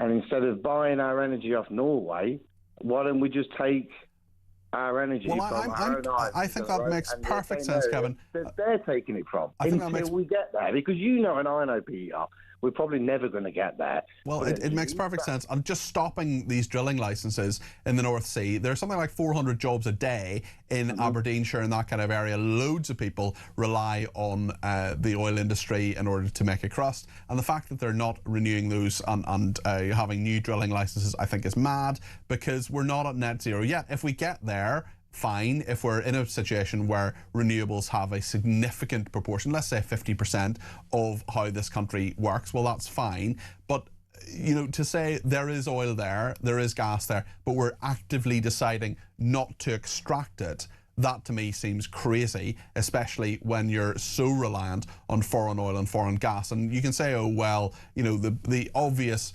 rejoinder to that would be people saying, look, you know, it's not going to affect the oil price. Well, actually, if you have more supply, it will affect the oil price. Yeah, definitely, 1,000,000%. Of course it will. I mean, I kind of, it would have been the next thing I was going to say, but yeah, you beat me to it. But yeah, well, there we are. Okay, well, we're rushing towards the end of each other's arguments, if not necessarily net zero. Kevin, thanks for your call. Really appreciate it. And lots of common sense spoken by Kevin from Leicester there. Let's go to Carol in Manchester. Carol, what would you like to say this evening? You're very welcome to the programme. Good evening. Can I just point out two things, but I'm not going to debate it, right? Is at the end of the day, the BBC, we need a referendum in this country. A referendum on the BBC? Yeah, we do. We do. It's outdated. And to go to prison for a TV station. Well, I don't think people are doing that very much these days. They certainly have in the past. But absolutely ridiculous. The other thing is, because it's not the one that I'm going for, the king is doing his job, and that's it. That's all I can say. Mm-hmm. Now, my thing is to do with the MPs regarding, is that we really do, in this day and age now, we need to look at our MPs. We need to look of what they're qualified. We need to look at our councillors. What qualifies someone to be an MP, do you think, Carol? Because there's no job criteria, is there? It's simply anybody can be elected, and they vary enormously in quality, don't they? My God, they are running the biggest thing. And we little people, we vote these people in for 5 years. And it's getting that way now over these decades, right, is that they're blaring out what they're going to do, and especially with this government at the moment. And it's been other governments as well. But this government is horrendous, right, regarding of their promises, what they're doing and whatever. How the heck can they get away with it? There should be something for us people. We cannot do nothing about it. We vote them in good faith, right? In good faith. Well, you can do something about it because you can vote them out the next time. Yeah, but 5 years. Yeah. 5 years. See what this government has done within 5 years. We're not even in 5 years yet. Yeah, it's only been 2 years. Not even 2 years. Yeah. 5 years is. I'm 65. I have never seen anything like it in my life. I've seen many a government, be it Conservative, Labour, back and forward, whatever it be. We've got kids, right, who are now councillors, right? We've got MPs, right, who do not know their job. You know, like, what other business it employs somebody, right, to do with business or health or what? I haven't got a clue. Yeah, people who are unqualified. They need qualification. We have our young people, right, who have to go to university to be qualified. I come from Denton, like I said to you the other day. Yeah. I said that I would rang you back, but unfortunate, we have emergency things that go on and that. And the thing is at the end of the day, in Denton, I mean, my God, for what? It's not our choice of what. Carol, some really, really good points there. And I would say to you, there's a brilliant book about this. I would argue it's the third best book written about politics in the last 10 years. And it's called Why We Get the Wrong Politicians by Isabel Hardman. It's a really good book. And Carol, a lot of the themes, a lot of the things you're touching on there, I think you'd enjoy that book. Why We Get the Wrong Politicians by Isabel Hardman. I definitely recommend it. Lenny's in Ashford. Lenny, we're going to talk to Petri Hoskin in just a couple of minutes, but tell me your thoughts. Good evening, Peter. Good evening, Lanny. Yeah, well, my biggest concern with Starmer and with Trump, what is happening there at the moment, and that is that Starmer gives our armed forces, puts them under the control of Europe. Do you think that's going to happen? Well, I think, I mean, the reason I was I had lots of reasons I was a Brexiteer, but one, Europe wants a European army, and that's what I was fearful of. But there's no indication they'll necessarily get that, Lenny. Peter, I look for dangers. I'm sorry, I look for dangers, and that they were very strong on wanting a European army. And I think that Starmer, the way every time he goes to Europe, we come back second best. And so you agree then with Kemi Badenoch, Lanny? He says when Starmer negotiates, Britain loses. I'm sorry, could you repeat that, Peter? No, just Kemi Badenoch, the leader of the Conservatives, she often says when Starmer negotiates, Britain loses. That's her opinion. It appears to be yours too. Every time. Every time. And he doesn't, I mean, I truly think his priority is Europe rather than us. And, because I remember when Blair had the same attitude, and Blair gave them £8 billion of our refund to keep. And I think Starmer is in exactly the same shoes. Okay. Lenny, listen, thanks for your points. Appreciate them. Thanks also to Nigel. He says, how can you achieve net zero by increasing the population and need for resources? Also, Stevie says, hi, Peter. This is fake news from David Dimbleby. Trump never slated British troops specifically. He slated NATO. Trump apologised for not wording this correctly and admitted his admiration for UK troops. That is a fact, says Stevie. Well, Stevie, I think it's perhaps somewhere in the middle, and he certainly talked about people not being in the front line of Afghanistan, which was deeply, deeply offensive to many people, including hundreds of British servicemen and women, their families, and those, of course, who had lost members of their family there as well as served. But listen, happy to read out your message. Let's speak to Pedri Hoskin, who's coming up on the other side of the news.